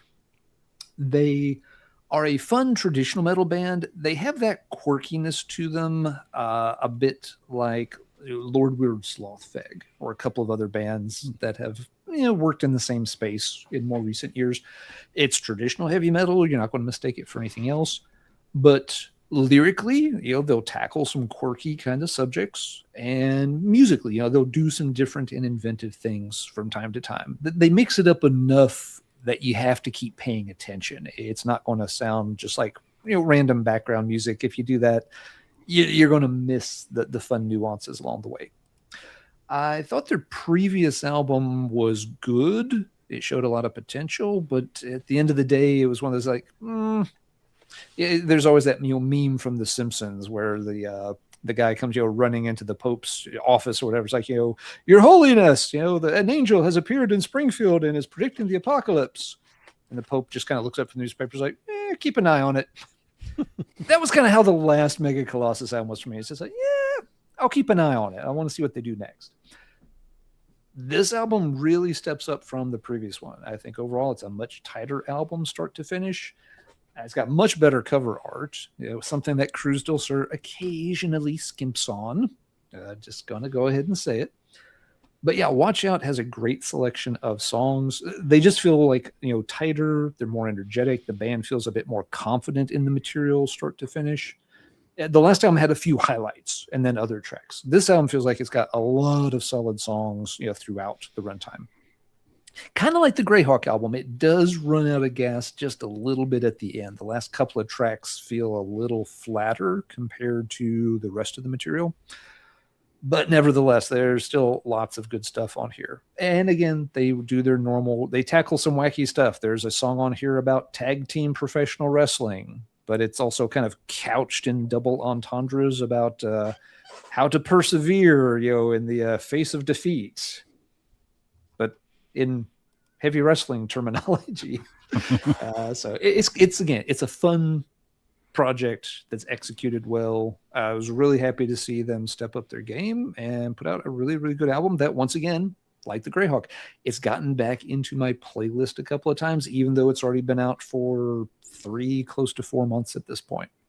So if you are looking to order some Cruz del Sur stuff, why not both? Both this and the Greyhawk album are really good. I think the Mega Colossus is just a little stronger start to finish compared to the Greyhawk. Again, both albums, they are close, and they ended up side by side on my ranking here, which honestly didn't surprise me much. But they are both, it's kind of a neck and neck thing. They both have a lot of the same good qualities. So check out Mega Colossus and Watch Out. So is a Mega Colossus like an already big Colossus that's even bigger? It's not just Colossus. It is a Mega Colossus. Yes. The name alone kind of tells you where the band's sense of humor is going to be at, for sure. You got to be reasonably confident to call yourself Mega Colossus, I think. But it's a matter of scale. You can't just be a Colossus. You are a Mega Colossus. Okay, now you know what we're dealing with here. All right. Well, this one came out in February, and I spun it quite frequently when it came out. Haven't really touched it since, but I left it on the list just in case. Liturgy of Death by Mayhem. There it is. This, Damon was hot off the heels of the band touring the world playing De Mysteriis Dom Satanas in tribute, or like an anniversary thing happened, and the band played it for an extensive tour, and I think it kind of got the musicians in, the hired guns, so to speak, Tellock and that other guy, I can't remember his name, kind of trained to what Mayhem was. And I think Tellock in particular has a tendency to write more obtuse riff ideas and songs. But with Damon, it started to show that they were heavily influenced by the early stuff. I think a little of that still clings to this liturgy. Why can't I say that name? Liturgy of Death. God. It still has an old school Mayhem vibe to it, where albums like Esoteric Warfare maybe did not, Ordo Ad Ko with Blasphemer. I mean, he would take that band into strange places, and I appreciated that. It showed that they were forward thinking and down to challenge the confines of what old school Norwegian black metal could bring. But I don't think really Mayhem is challenging much anymore. They just kind of they're just kind of holding their own. They sound like Mayhem, which that is almost good enough, I think. But the album is written really well. It's good from start to finish. Attila's voice is still strong and creepy and twisted sounding. And I think this is a good record. I think they maybe became a bit more complex while clinging to that old school vibe. So where this ends up at the end of the year, we will see. But I really dig this one. And Simon is back. All right, so we're into That time we had another Rune album. What's that? It's about time we had another Rune album. He's playing some shows. I'm anticipating it's coming soon. If that comes out this year, that's going to upset the list, I'm pretty sure, if it was as good as the last one, because that was awesome. Yeah. Mm-hmm. All right, number 5. I'm taking the cover out of the jewel case because we're on the CDs. Try and work with reflection, but I was really surprised with the new Monstrosity. Screams from Beneath the Surface. Very surprised because I'd basically ignored this band since In Dark Purity, but somehow this landed on my lap to check out. I don't know if it was a promo we got. Somehow I listened to the first track and I was just blown away at how interesting that first track sounded. It was unlike anything I'd heard from that band at that point. And it just got me. It's like it had this like incredibly slow kind of swagger to it, but with like this tremolo and very minimal drum beat to it. And then it kicked off after about 3 minutes of doing that, and it was just such a interesting intro track. Banished to the Skies, and then the chorus screaming that out. It just works so well. So I dived in and checked out the rest of the album, and it's really, really solid. It's their 7th album since 1992, so they're not absolutely hammering them out. They're not doing a Cannibal Corpse. Like they're up to like fucking 15, 20, I don't know. So they're taking their time, and they've got a new vocalist on here, Ed Webb. Fits like a glove. What it's done is made me go back and fill in the gaps. I had nothing from In Dark Purity up to this. I picked up the ones in the middle. They're all really good. You're right, the last one was a bit long. Mm-hmm. Still good. This one's 10 tracks, but I think the runtime was shorter. The songs are shorter. So, this is just solid. The production is really good without being too digital. I mean, it's borderline, I'd say, but it's just kind of like no bullshit, good riffs, honest death metal. I love that the vocals are quite discernible. You know what he's saying. You can grunt along with it if you like, and it's all very just sort of mature sounding, and it'd be really great live. I don't know if I'll ever get a chance to see Monstrosity live, but I'd imagine this album would rip. So, surprisingly, very surprised. This is such a strong album. I'm showing a Metal Blade release on an end-of-year release. Not a thing I thought I'd be doing, but really you want Monstrosity, Screams from Beneath the Surface. Check it out. Do you have a strict no Metal Blade policy, Simon?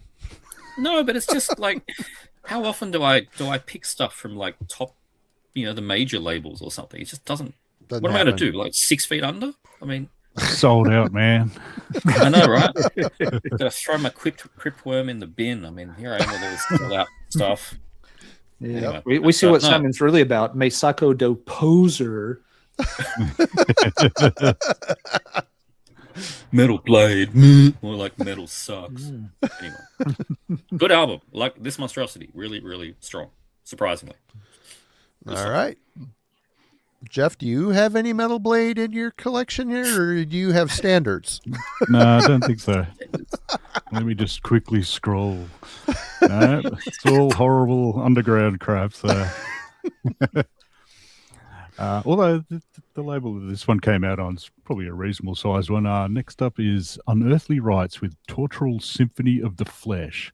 Not sure Fuck what's is going going on on the that cover there. It's like drowning gimp boobs or something. Who knows? He's The laid back's on pretty the stylish as photocopier. well. Ran off a thing on a photocopier. Drowning Yeah, gimp I don't know. boobs. Well, that looks like a gimp mask to me. But who I knows? couldn't make it on Metal Blade. So this came out on Spart, which is like a big Finnish label, but probably not quite Metal Blade size, I'd say. So yeah, unsurprisingly, sludgy, horrible death metal. This is a Finnish band. They had like a punk sort of element to them on their last album, Dices or something or other. This one, a bit less. This is slightly more complex. There's quite a lot of autopsy, sludgy, groovy sort of style to it. And even like the solos kind of remind me of, Danny Corrales sort of crazy solos that he does. Pretty rawish production, but it's just that nice level of fuzz that I like. Not perfect, but not too bad. Most of it is pretty chunky sort of stuff. I think the second song's got a sort of chunky riff, but a lot of it is this sort of mid-paced sort of groove to it. Vocals are the usual vomiting, horrible death sort of style. Occasionally some raspy and some sort of evil whispery sort of stuff.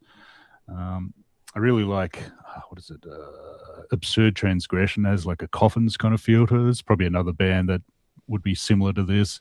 It's not quite as slow as Coffins at times, but yeah, every once in a while they just kick into this perfect mid-pace sort of groove to it that just, makes me smile even more.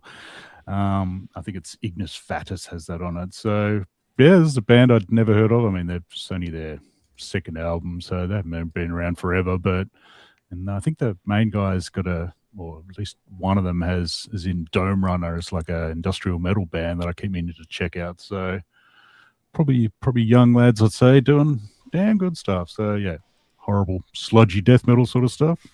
Always good. All right.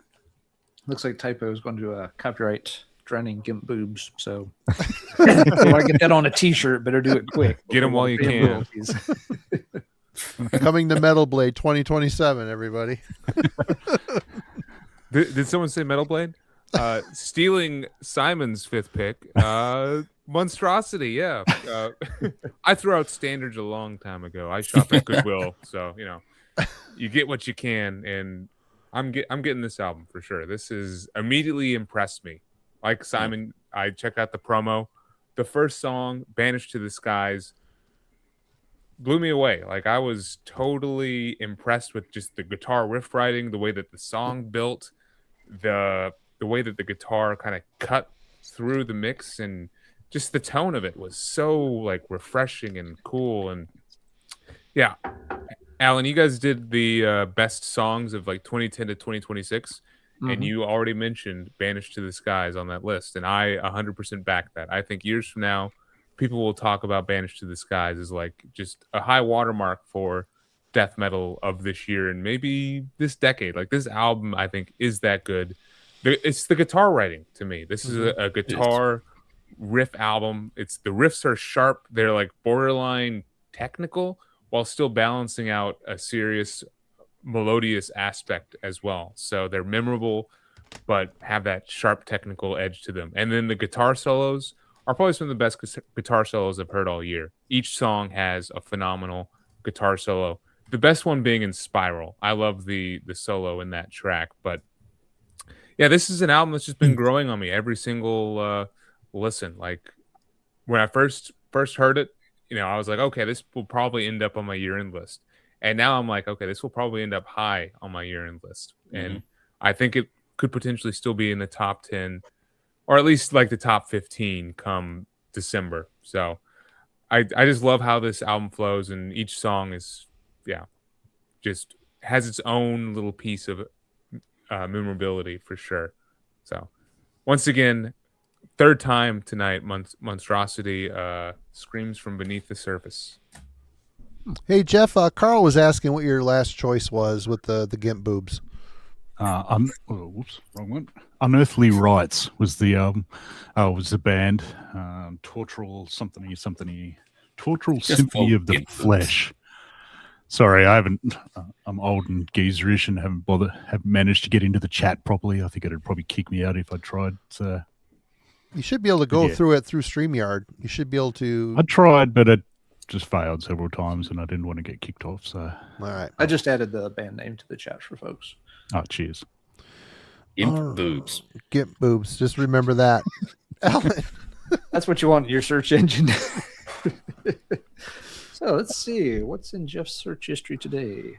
That's the kind of thing where human resources calls you in. Liminal goat gimp boob. All right, number 5. Where are we at? All right, this is an album I feel like I'm still trying to wrap my head around. It doesn't surprise me because the band's stuff is not always the easiest to digest. It is the new album from Trelldom, By the Word. So ... by the word. They kind of have patterns with their album titles, and this is following the by the part of the pattern. This is one of Gall's projects. It's a long-running project. They have not done a ton of albums under the name. Yeah, not very over the years, prolific. though. But he's come back to it, and it has changed directions, too. It's miles removed from where Trelldom started out, way back in the day. It's very interesting stuff. The thing I like about Gall's projects these days is that while it's obviously meant to be sort of, on the more high-minded, introspective side of Norwegian metal, it doesn't have that overly intellectual air about it. It doesn't come across as the joke here, of course, is the sweater and red wine and cat named Manx sitting in your lap kind of metal. Gall manages to, if nothing else, the production on his projects, both for Trelldom and for Gall's Weird. The production on the albums are much more grounded. They have a more organic sound, so they never come across with that kind of more stiff or sterile or, dare I say, prog kind of production. The albums just feel more natural, which is a good start. That doesn't mean they're easy to digest. And the way it seems to be breaking out is that Gall's Weird may be becoming the at least relatively more digestible or accessible project, while Trelldom continues to be one that you will play this 5 to 10 times and you will still be sussing out what's happening at times on the album. But it's made for a very interesting listen. I haven't minded going back through it a lot of times. It's the kind of album that makes you want to keep revisiting it and discover more things about it. One thing that is interesting here, Simon's correct. The general rule is that saxophone is not a heavy metal instrument. It's a fake. It's a poser because it's mostly made out of metal, but the sound comes from a woodwind part, and that's not metal. But there are exceptions to every rule that help prove them. Trelldom actually managed to find an interesting way to incorporate saxophone into heavy metal, and boy, that is not a sentence you will hear me say of very many bands. And they managed to do it by making it a very odd sound. They're not trying to play it as a jazzy instrument. They're not trying to get it to do a solo or play a main melody. It's a very disconcerting kind of sound that the saxophonist uses. And this isn't the first time they've managed to pull this off. It's on one of the other albums too, but I'm drawing a blank as to which. It may just be the one before this. So it sounds like someone's choking a goose, is what you're saying. In a way, it does. It has a very strangled, eerie kind of sound to it. But it actually fits the mood of the music and adds a tension to the music. So the fact that they're using it more as a sound effect rather than just an instrument that's supposed to be part of the main flow of the music. Whoops, hit the wrong button there. And so, I was actually impressed. I'm like, what the heck is that? And listening to it, and then checking, no, they actually are using a saxophone and finding a pretty clever and interesting way to, make it actually enhance the song. So kudos to them. It turns out you can use a saxophone in heavy metal music to good effect if you're careful about how you do it. So final word on the Trolldom record is not ready yet, because I still need to play this a few more times to really get the hang of it. Exceptions prove the rule, Simon. Exceptions prove the rule. But this is one I'll keep working at. I have no idea where this is going to end by the end of the year. It may be an album where I finally decide, like, okay, it's interesting, but it's going to fall further down the list as other things come out. Or it may be one that keeps engaging me and actually crawls a few spots higher. It kind of ended up right in the middle of the list here at this point, and I felt that was fair based on what I've been able to discern out of it so far. So I will say in conclusion, it has lived up to expectations. You don't go into Trolldom expecting to spend it 2 or 3 times and have the song stuck in your head while you're in the shower or anything, or at least you shouldn't. And that is what this album has done. It's challenging, it's interesting, it's dark, it's heavy, it's weird, and it's been a fun one to try to grasp. Trolldum's By the Word is my number 5 pick. All right. Well, next one for me is one I'm trying to hunt down. Don't want to spend a lot of money on shipping, and it's all overseas at this point. But it is what number is this? 14th full-length album from Finland's Azagal with Necrohelios. The album cover. This is a long-standing band. They started in 98. Long-standing Finnish band that just doesn't seem to get the love. They were more Lord of the Rings kind of influenced, but where the rest of the Finns kind of went more satanic. And I don't know if that was part of their exclusion from the club, but I mean, a band like Horna predates Azagal by 4 years. But I don't know. I just think this band, every album, it sounds like Azagal, and they are very riffy. They're a very good riff band. Interesting little hooky things that they do, little guitar tricks that make each song kind of stand on its own, or there's always at least 2 or 3 songs per album that have that little trick in it that makes you keep coming back. There's older albums that I always return to because the songs are just so damn catchy, but yet blasting. The blasting is just so ferocious. The way the album's produced, it's very live sounding. I don't know. They definitely sound like a Finnish black metal band. Speed is definitely a strong weapon in their arsenal, but I don't know. They just do something really cool every time, and whether that's a rock influence, the Finnish underground has a rocky vibe to it sometimes, not all the time, but it's weird how they incorporate it in with the black metal, and it just makes the shit so catchy. It's hard to get away from it. I'm a sucker for the earworm, but yeah, this is one that's going to be entering the collection as soon as one turns up here in the U.S. that isn't, sacrificing a lot of money for shipping to get it here. But, yep, Necrohelios, Azagal, my number 5. Simon. All right. Number 4. We are really burning through this list. And this one is my recommendation to Marty, so write this one down. I think you're going to dig this.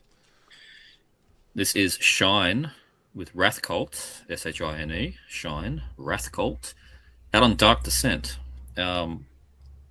This, every now and then, Dark Descent's one of those labels. They're like, oh, Bloody Incantation, all these big things. But then they have these lesser-known acts, and they sometimes get swept away and people don't talk about them. I think Shine's going to be one of those. This fucking rules. This is a brand new band. It's a 5-piece out of Poland. But the heritage goes back to Hazael's classic Thor from 1993, because this is the new project from, I'll see if I can get it right, Thomas Dobrzenki, who was on the Hazael album back in 1993. So he's been in the scene for a long time.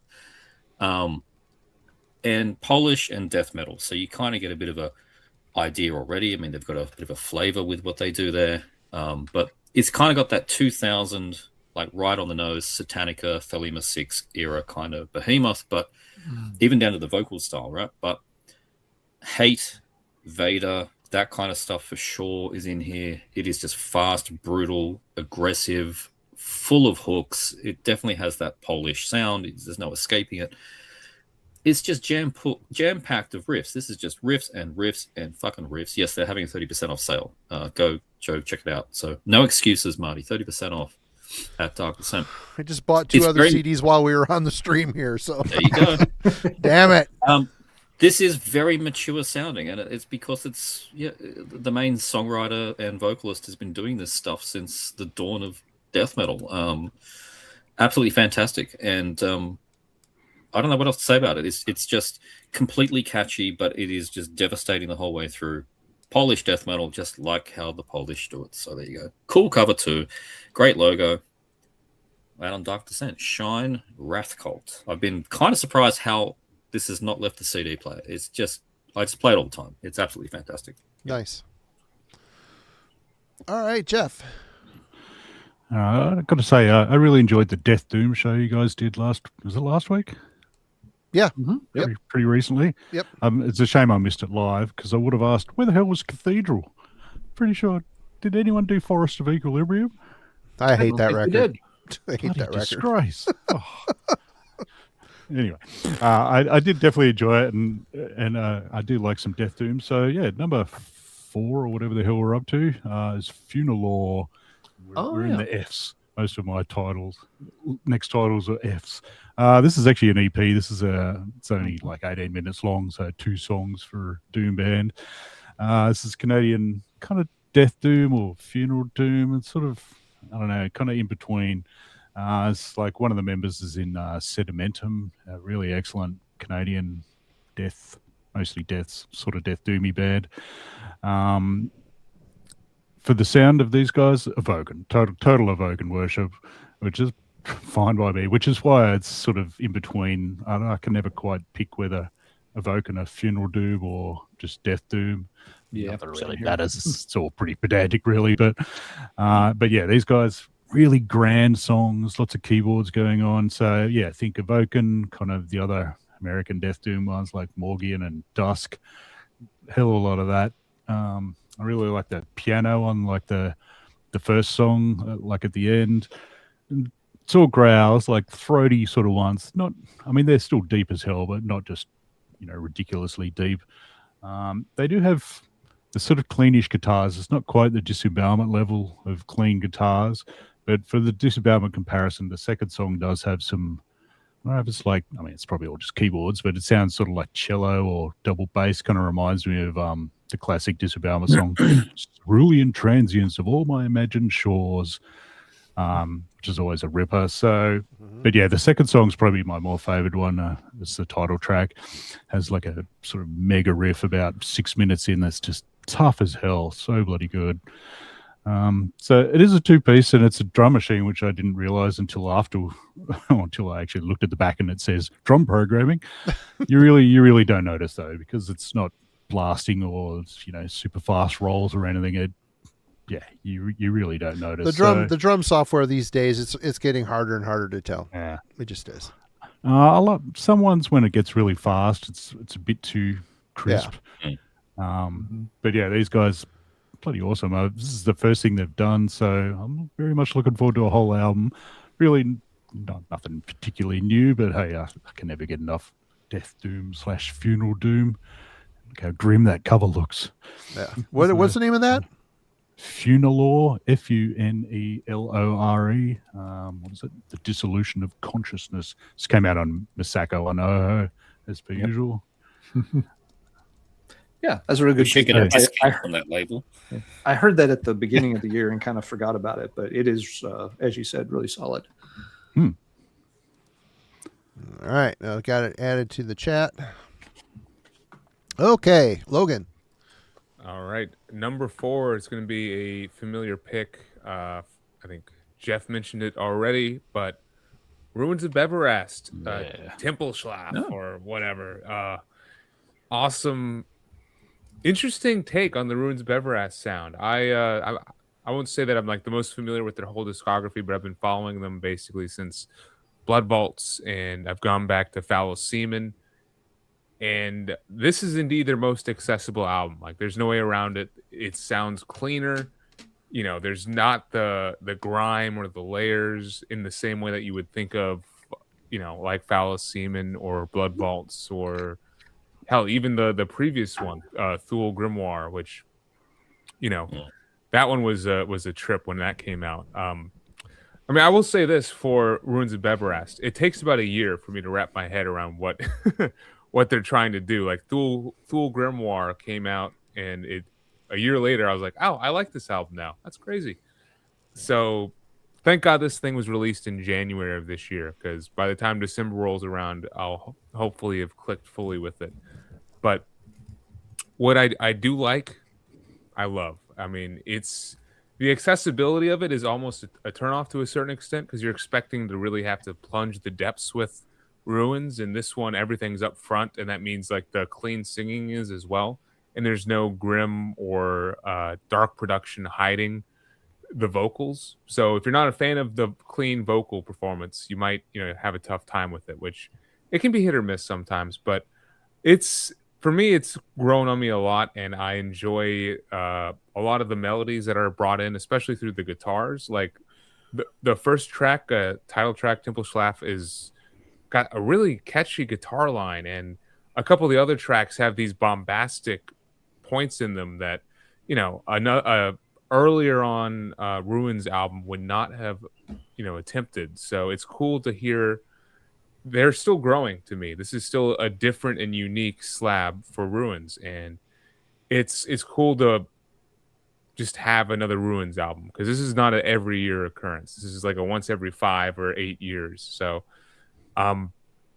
just the fact that I get to spend, you know, some more time trying to digest this is absolutely a highlight. And I will say the songs that I absolutely enjoy the most, Temple Schlaf, Day of the Poacher, and in the closing track, The Carrion Cocoon. He really doubles down on some very gothy synth textures, and it just builds this kind of world of like a swirling, you know, just bleak, dark goth feel. It's very cool and unique to this album, I would say. But yeah, also it is only an hour, which is short by Ruins of Beverast standards. So, you know, put it on your local everyday commute. All right, Alan. All right, at number 4, we have the new album from Panopticon.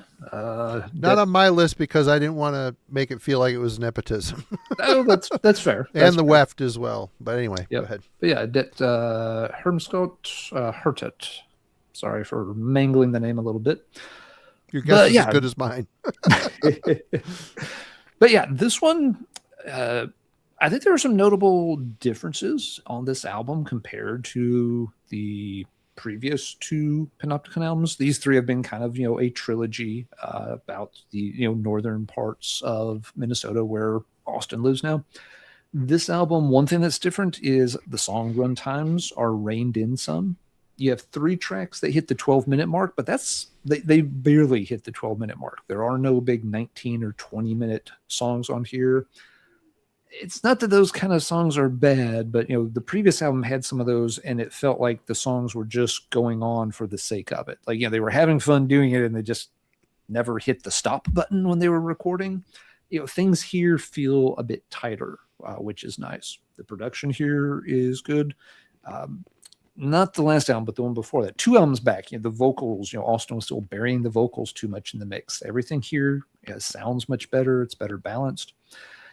Another big difference with this album is I feel like there's more of a 70s rock influence, you know, showing through at times. Things are more melodic, more clean vocals here and there, and they work really well. That's actually a positive.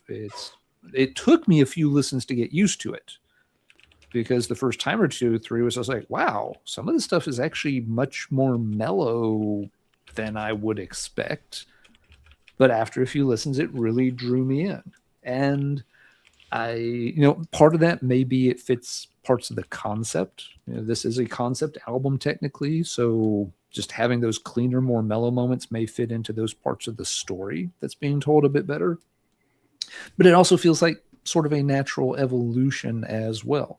I like the fact that, yeah, it doesn't just stick to what's worked really well on the past couple of albums, that, you know, Austin and company are still working with the formula. Again, continuing to tweak things, try new things, try different things. You know, fix that here, move in a different direction there. So yeah, it took, again, several listens, as a Panopticon album usually does. This one took me a couple more listens than usual, just because there were, like I said, some notable differences that I wasn't expecting. But at the end of the day, I feel like it's a really strong album. I like this one better than The Rhyme of Memory, the previous album. I might like it better even than the one before that, again, Into the Light. So I feel like it's a really, really strong outing, even by Panopticon standards. I like the changes. I like the innovations. They took some risks, and they paid off nicely. So Panopticon definitely worked its way up here with more and more listens. Don't know where it will be at the end of the year. The albums ahead of that, we are kind of getting towards top 3 territory, and it may be hard to push some of those down the list. I'm not sure. But I think this one definitely stays on the list by the end of the year. I don't think it's going anywhere. But I just don't know if there's room for it to move up much. We'll see. But a really good album. Really, really happy with the new Panopticon this year. All right. All right. Well, number 4. My number 4. Well, Logan and I reviewed this tag team style, the new Funebrarum album, Beckoning the Void of Eternal Silence. There's a void. There's a void. It's not liminal yet, but if it sits long enough, it will become liminal. This is a split between Morbid Wrath and Pulverized Records, and this is a great return for Funebrarum. Excellent, crushing death doom from the old school. Has that old school spirit. Daryl Kahn's voice is just completely low and just super sick, abysmal death moans.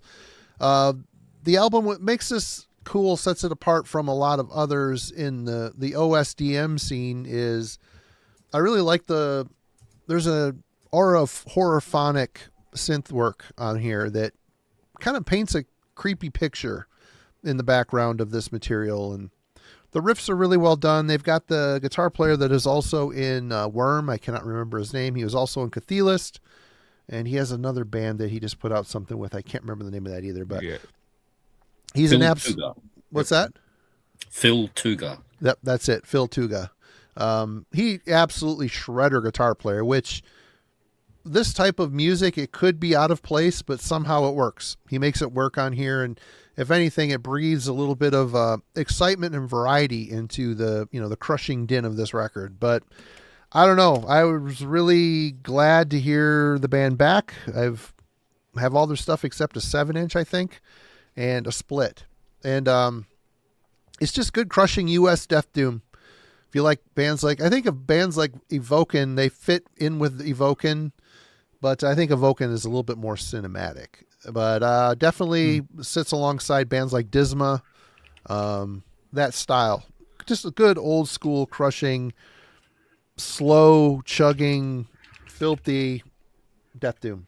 Great return to form for that band. Simon. I don't think that will be the last time that one's shown today. Probably not. And for this, I choose to be glass half full for my number 3, Immolation Descent. Sir. Man, yeah, I knew it'd be good. I mean, like we've said, they don't do a shit album. The worst they've done is what, 7 out of 10, 6.5 maybe on a bad day. Right. Yeah, but for me, this one tops everything since Majesty and Decay from 2010. I really, really liked Atonement. Acts of God was good, but it was too long. Fair. Yep. But they're both still really good albums. I find myself playing Atonement more than Acts of God. And that's when I think it's Alex Baux from Ruinous joined the fold. Yep. Gave them a bit of a kick, I think. But this one for me is really just everything is lined up and working perfectly. It's only 40 minutes, so you're in and out very quick. 41 minutes maybe. The songs have all got the classic Immolation hook, blasting, and then middle part with the hook, and the vocals are just perfect. The production is just perfect. I don't know. This is just an Immolation that's completely spoken to me. Like, like with the last couple of Nile albums, I know people were like, yep, this is the one that's like return to form, whatever.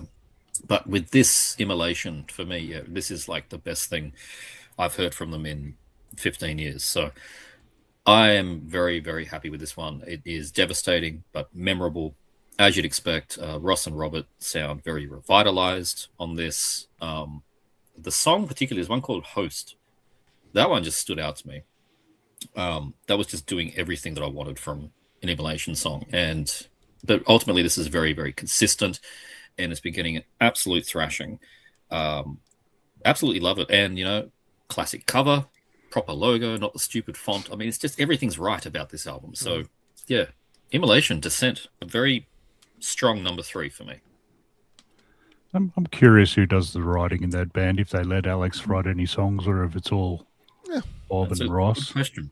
It's a good question, isn't it? Nothing particularly on the back here, but maybe even the booklet's nice. I would bet Robert it writes a lion's share of that stuff. Yeah. But, with the shit changing a little bit here and there, maybe Alex does have more of a say. I don't know. Either way, very good. All right. Jeff. All right. I've edited my list while we're watching. So this was originally number 2, but yeah, I got to bump it up. Not there's anything wrong with this, just the number 2 is that much better. We got Fake Dust with Decrepitizing Din of the Cerebral Psyopticon. I don't know. This is a grind band from Portland, Oregon. This came out on Iron Lung and Head Split Records as well. I think did the CD. So yeah, this is fast, crazy sort of stuff. It's like, I think I put this on at 33 and it should be 45 and it was still fast and crazy, and then even nastier when I bumped it up a speed. So yeah, I'm not sure what's going on the cover. There's possibly some gimp boobs in there. I'm not 100% sure. Got to look behind the brain. They're probably behind the brain. Yeah. So yeah, just rabid grind. Think like Insect Warfare or Excruciating Terror or Internal Rot as well. As I said, it has the feeling of sulfuric cautery without the goriness of it, but it's crazy. And I really like that about the drumming when of it. grind bands just go berserk. Yeah, the drumming is all over the place. Vocals are kind of mixed of your usual craze screams and growls, but so there's nothing particularly revolutionary about it, except the fact it's crazier than normal. It's just a whole whirlwind. They only briefly slow down on like the second side. There's like one song that is like mellow for about 20 seconds and then bang straight back into it. So it's unrelenting, but that's what you want from grind, really. It's not super long. I hate it when grind albums are like 45 minutes. It's like, yeah, it's a bit overkill there, folks. This one, I don't know, you'd be lucky if this is half an hour. I don't know off the top of my head, but yeah, it's insane sort of stuff. It's got to have some insanity for me to really love it. And yeah, that's why this one's this high on the list. Very nice. Good call. So yeah, that was Fake Dust, if you can't read that. Reasonably stylish sort of logo. All right. Logan. All right. So I've seen a few memes about 2026 being a great musical year for millennials who have scruffy beards and can't stop drinking craft beer and like to put off adulthood for as long as possible. And I'm here to report they are right. This is a perfect year for, people who hit 2008 and just stop growing right there. And Converge is helping me do that with their latest album, Love Is Not Enough. Actually, this is not even their latest album. They released 2 albums this year, folks. There was this one back in February on Valentine's Day, no less. And then Hum of Hurt came out at the beginning of June. I'm still kind of digesting that one and haven't picked it up yet, but this one is a great Converge album. It's actually their most straightforward, attack-oriented, and just a real ripper, I think, that they've ever done. It's 31 minutes, and it's definitely the shortest of Converge albums. And I think they're making up for the previous one they did back in 2021. They released Blood Moon, which was hardly a Converge album. It was like a collaboration between them and Chelsea Wolfe and the dude from Cave-In. It's a solid album, but it just didn't sound like it had any bite. It was very listless, and this one they're making up for it. And I just appreciate so much the intensity that we've got here, and the aggression in the mosh is back. And they're writing tracks like Bad Faith and Force Meets Presence. It's the classic Converge sound is back on here, and they still have some killer guitar work from Kurt Ballou for sure.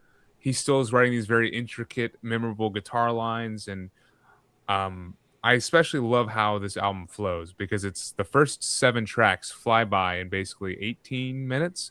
And then the final 3, that's when they kind of flesh it out a little bit, get some more dynamic and interesting Converge songwriting in there. And Make Me Forget You, track 9 on this one, is probably one of the best songs they've done, in 10, 15 years. So love is not enough for you bearded millennials out there like me. So cheers. Yeah, I keep meaning to pick that one up.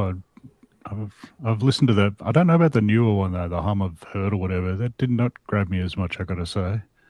It's just an odd sort of it is too metal almost. I don't know what it is about it, but I'm 100% with you. I've spun it a couple times. Like I had no issue replaying this one, but that one it feels like they're trying to be deliberately too slow and herky jerky, and a little forced. I don't know. I'm still trying to wrap my head around that, as I said. All right, Alan. All right, for number 3, it's already been discussed, but we'll discuss it just a little bit more. Yes, the new Funebrarum, Beckoning the Void of Eternal Silence. Everything Marty said about the album is exactly spot on. Great US death doom. The opening track on this one, sets a really high bar. They do a really neat thing where they kind of go back and forth between 2 vocal styles. You have, the deeper, more typical cavernous vocals, but then they're also alternating some lines here and there with higher, kind of more sinister, sneering kind of voice. Makes for a really, really creepy back and forth. Just sets the mood excellently for the album. And in terms of things that set Funebrarum apart, since there are a lot of bands that operate in this style, again, a lot of it's just songwriting and riffs. They are not a band that's content to just generate the atmosphere. We have the cavernous sound. It's like, no, there are lots of riffs. These songs are put together very carefully to be played, not just to develop an ambiance that makes it sound spooky. It's riff by riff is really meticulously put together. So, not much more to say about it. Other folks may have a few things to add before we get through the night. But the new Funebrarum very much lives up to the hype. The last point I want to make is that somebody needs to reissue pretty much all of this band's catalog. Everything's been out of print for a while. Copies secondhand are very expensive. Somebody out there, you can make some money. Put out some nice reissues of the Funebrarum catalog. People will snap those up. So, just saying, there's your public service announcement for sure. Yeah, the previous album was on like Cyclone Empire, I think. Which you're exactly right. It was like a Doom label or something or other. So I don't know. I'm pretty sure my Solstice stuff is on that, but I could be wrong. They put out a couple splits too on what, Dementia Records? I don't know. I have those on vinyl. So. Yeah. All that stuff. I mean, is even like the previous album. If you can find a copy of it now, it's $35 to $50 for a UCD. So it's like, good God. Maybe Metal Blade should pick them up. Maybe they should. That'd make it more available. But somebody like Svart Records could do a nice reissue for sure, and get it into a little better circulation, a little more visibility for them, and a little more coin in their pocket can't hurt matters any. So, there's an opportunity there for somebody to reissue that catalog. Just it reminds me a lot of the Havukruunu catalog this time last year. Those albums had fallen out of print. They were getting way too pricey. Yeah. Svart reissued them, did a nice job, and yeah, now people can enjoy those albums a lot more easily. Yep. Just saying. All right, Marty, what's your number 3, sir?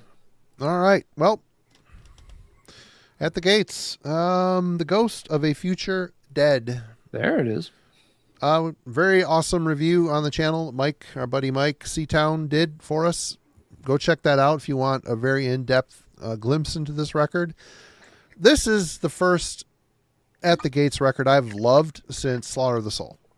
Plain and simple. I thought, what the hell, War Against Reality or their comeback album was okay. It lived in my CD player for a good week after it came out, but just didn't go the distance. And then the two after that, it just wasn't. They're just so boring. And Thomas's voice, I think what makes or breaks some of this stuff is how his voice it was. And on here, it's great, which is ironic because he was, about to run into a lot of health issues and eventually pass from those health issues, which is horrible. Rest in peace. But I attribute this redirection, this intensity, this recommitment to being urgent again in Anders, I can't remember, Bjorler.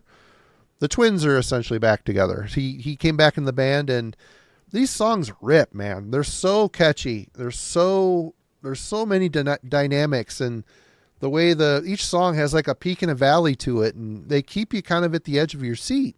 And it's kind of the same way it was with Slaughter of the Soul, although maybe that was more built on just really good hooks and good songwriting. That album, this one has that. It feels like it could have been the proper follow-up, but the songs are just so well written and so catchy and so heavy. The production is really sharp and full. Thomas's vocals, I don't know what the truth is on this whole thing. I heard that they used his demo stuff. I don't know. But all I know is he doesn't do a lot of inflection in his voice. He's kind of nasally, but it still works. It's got kind of a punk hardcore screaming style to it, which he was very much a part of that world as well. So I don't know. This is a fitting tribute to the life and career of a guy that, I talked to him once on the phone, interviewed him for Worm Gear back in the day, and what a nice dude, man. He was just so nice and accommodating and welcoming to talk to, and he could tell I was nervous, and that went out the window, just after 10 minutes of talking. So super, super nice guy. It's a shame that he's gone. This album is great. I'm really happy to report he went out on such a high note, because this record, I was going into it expecting to be disappointed. The last album in particular, I did not like it. I just could not get excited about it. The songs they sounded tired, but they sound revitalized here. They sound young again, and that's awesome. Great album. I always thought they were more of a live band for me. I only saw them a couple of times, but I don't know, it just really captured me live compared to the albums. Like I only own, I suppose I own about 3 or 4 of the albums, but yeah, live, I saw them at MDF one year, and it was just like, holy crap, that's how you do it. Yeah. Oh, yeah. They were great. I've seen them once on the Slaughter of the Soul tour with Dissection and Morbid Angel, and it was fantastic. It was great. One of my highlight shows of my life was that one. It was great. That's a good one to gloat about. I'd gloat. Yep. Good shit. All right, Simon. Wow, we're at number 2. Okay. And with me, there's like a certain level I can take weirdness in bands. I don't like it when it's too weird. And an example of that, which I tried to really get into, was a band like Mitochondrion. It's just too colossal and too weird. It just, I couldn't sink into that band. However, the guys in that band are also in this one. Egregore. It Echoes in the Wild, the sophomore. Well, sort of. The first one was very short, mini album. We could discuss if that was a first or if this is the first, whatever.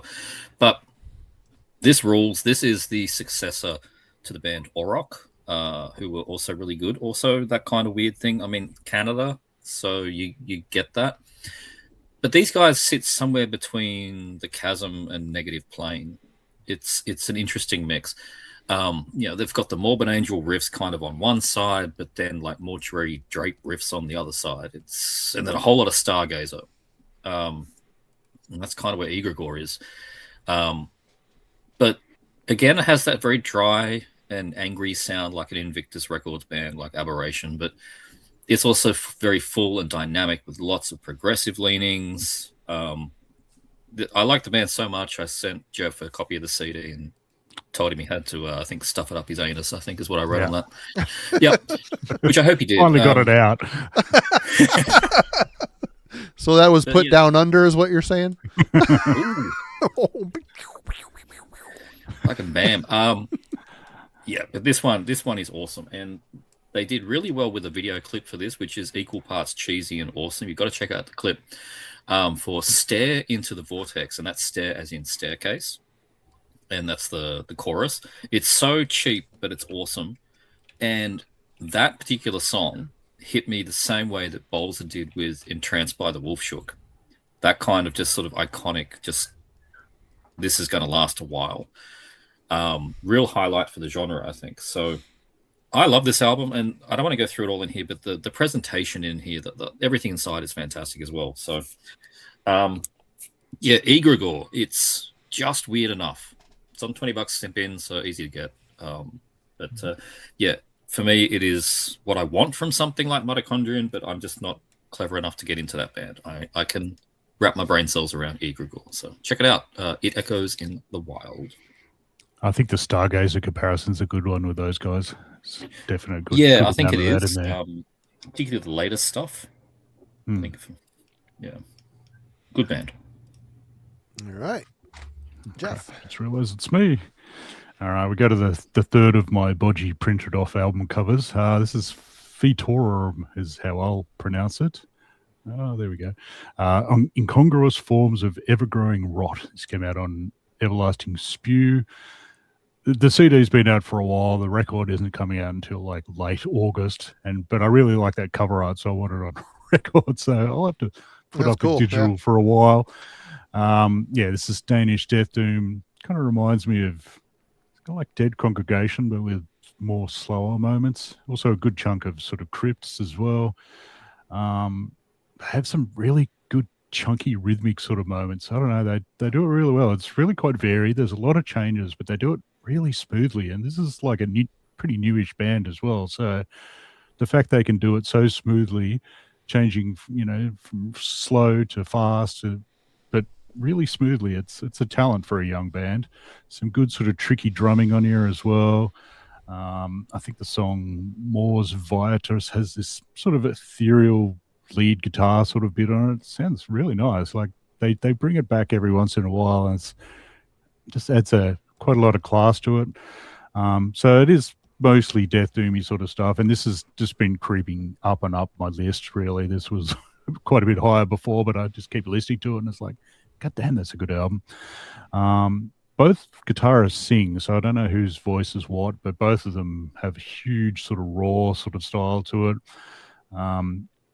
I did recently buy their demo, from last year, demo 2025, and the song Oozing with Postulant Fluids is definitely one of my faves on it. It happened once to me. It wasn't pleasant. Bit of ointment, that'll fix that. No little worries. ointment and a wet nap. Yeah. Cleared right up. So it's just killish. I wouldn't really call them death doom. It's more just death metal with some doomy moments at times, but there's plenty of them, which is really great. So I don't know, just something about it suckers me in. Just that big crypts booming sort of over the top sort of sound that just speaks to me. It's beautiful. All right, Logan. All right, number 2. Let's see. One of the biggest surprises for me this year in wrapping up my death metal extravaganza for now. New band for me, international band on Transcending Obscurity, Mors Verum, Morsverum. Cool cover. album canvas, and I don't know, Metal Archives listed as an EP, but I haven't heard the band call it an EP, and it's 30 minutes. So I'm pulling the Rain and Blood rule, and if it's longer than that album, it's a fucking album. So there you go. 5 tracks, and this is an international band, as I said. Half of the members are based in Canada, Ontario, and the other half are in Mumbai, India. So definitely international. But this is scratching the itch that I've really needed scratched for a while. Gorguts, where have you been? Come back, please. I'm sorry if I did something. But this album right here is definitely giving me that dissonant death metal vibe that I'm looking for from Gorguts, where it's still memorable, still driven by riffs and actually good songwriting, but at the same time you're like, wow, how are they doing that? What on earth would inspire them to play their guitars like this? And it's just a very entertaining album, and the songwriting is there. There's some other influences too outside of Gorguts that they actually make me think of Portal to a certain extent, because they use a fair amount of percussive elements when it comes to like these like herky-jerky kind of riffs that they write. A lot of toms and bass drum work to kind of create the stop-start rhythms that they use to a certain extent. But yeah, this is an awesome album, and I would highly recommend checking this out if you are a fan of, as I said, Gorguts, Portal, Alter Edge, anything in that skronky death metal realm while still having memorable songs. This is there for you. So definitely the top death metal album of the year for me so far, and will probably still be pretty high up on the list in December. All right. Alan. All right.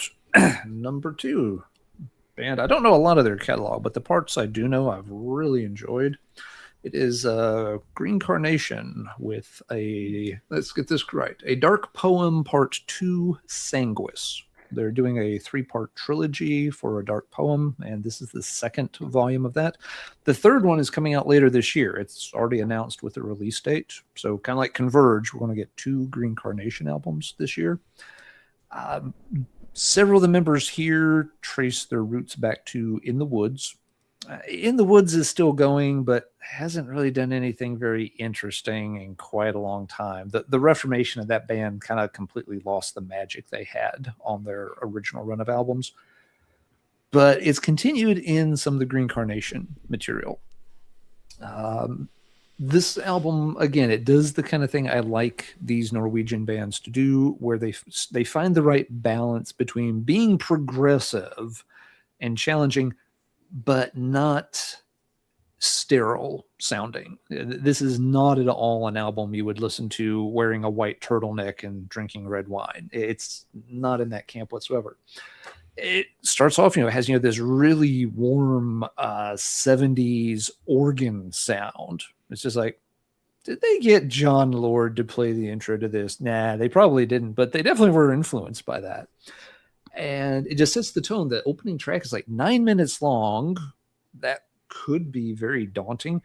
It's a very easy song to get into without being a simple song.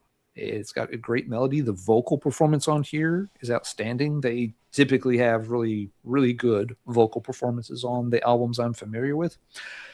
And so, yeah, even though it's this long song and has a really, if you're listening to the lyrics, it's a really downer kind of thing. It's a guy sort of talking about his abusive father, but kind of forgiving him for all the transgressions he had to deal with as a kid, with this kind of abusive alcoholic parent. So yeah, the subject material is, kind of dark, kind of heavy, but the song flows really beautifully. And that's something that Green Carnation is extremely good at. While they're doing this, progressive leaning type of metal, the songs still have a great flow. If you're not paying attention, you could listen to this and think of it as like a very happy, uplifting kind of thing, until you stop and register some of the what the actual lyrics are, and like, oh wait, no, this isn't a Born in the USA chant along. It's like, oh, it's born in the USA, because things are not always so good. Pretty short album. I forget the total runtime, but yeah, it's 7 tracks. That they do not waste much time on here. It was a really pleasant surprise. I didn't know what to expect of it. I hadn't checked in on this band. Again, I don't know a lot of their catalog, but this is one. It was just very much on a whim. It popped up on YouTube. I was like, yeah, sure. Let's revisit and see what they're up to these days. And just was instantly captivated. It's been a great listen. It's holds up to repeated plays very, very well. And yeah, I'm looking forward to seeing how they will wrap up the trilogy with part 3 later in the year. So don't know if this one will stay as high as number 2, but I just feel for like overall song composition, top-notch performances, it very much climbed up there and stayed up there over the past month or two. So yeah, Green Carnations, a Dark Poem Part 2 Sanguis gets my number 2 vote this evening. All right. Well, rising up to number 2 with a bullet is this Sort Storm album. What the hell is it called? I Winter Not. Well this done. thing, God, it's the type of Norwegian black metal that I love. It feels like it's from the era. I mean, my first spin of this, I'm like, oh, it's kind of in the same vein as that Dold Vorde and Snob band with Vignatic and Havard from Ulver, but they're in that realm as well, but the melodies are a little more lush. Where this here, it feels like, I don't know, if you want to put some Ulver in this, it could be, if it was a better produced Nathan's Madrigal, but not as fierce. I don't know. I want to hear some older black metal Ulver in here, but damn it. Well, you got it. It's just from that era. It's just really well done. It's aggressive. The vocals are just croaking nasty. They're up loud in the mix, so it really highlights that edge. And the music is just really well done, really well written. You know, Simon mentioned this guy's in a bunch of other stuff. I haven't heard any of it.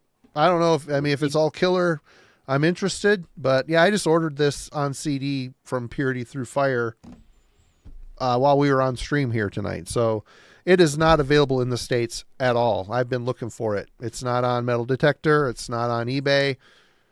But thankfully the CD's out and the vinyl is gone already. It's a really good Norwegian black metal album. Puts me in mind of the 90s, the good shit, the really good shit before things got proggy or went more modern death metal styling. Excellent. And I'm sure when I have the physical, I'll be listening to it even more. So we'll see where it lands at the end of the year. But right now it's sitting at number 2. Great album. Yeah, it is. It really is a great album. I think also, it may not sound exactly the same, but it's playing in the same forest, I suppose, as like, you know, Isvind and Kvist. Yeah. That kind of stuff. Yep. You just slot it right in there. It sounds like it fits. So yeah. Wouldn't it have been awesome Glad to have you another picked it up. Kvist album? Wouldn't that have been awesome? Another Kvist album? Wouldn't that be nice? That would have been nice. So this is number 1. Mm-hmm. Okay. Indeed. And I mean, it's fairly obvious. I mean, if you've been paying attention to me and the things that I haven't shown, and I've got a strong, nearly 100% feeling that me and Geoff are going to have a snap with Megadeth? Funeral. It's Megadeth. Yeah, that Fight Fire with Fire cover. Yeah, mwah. Well, I don't know what else to say. I mean, you've all kind of already said it. The new Funeral, the first full length in 17 years, which is just ridiculous. But it gave me everything I wanted. It's one of the older bands that they've come back to remind the entire Danish scene where the sound came from, and also then had a big nod to Finland to say thanks for inspiring us in the first place. It's fantastic. It really is. The first time I was listening to it was the promo we got sent, and was listening to it on the train, and the first riff kicked in. I'm just like, this is number 1, straight to the top of the list. Nothing's going to go past this one. It was pretty obvious. The third track, which is the one I can't say, Sa Nagba Amaru. that one's been my highlight. I've been loving that one particularly. It's like this colossus that swarms at the start and then becomes a blast fest at the tail of it. So good. The guitar tone is perfect. The vocals are putrid. The drums are engaging. The groove is continually rolling. I mean, this is just death metal, what I want from death metal. Permanent riff face the entire time. If the midsection to the track through the barren halls of grieving emptiness doesn't get you throwing chairs around the room, then there's something wrong with you. Funebraum with Beckoning the Void of Eternal Silence on Pulverized Records and Morbid Wrath. I went with the CD version because I've got all their previous stuff on CD, and as we pointed out, you can't get their stuff really much anymore, so there's no...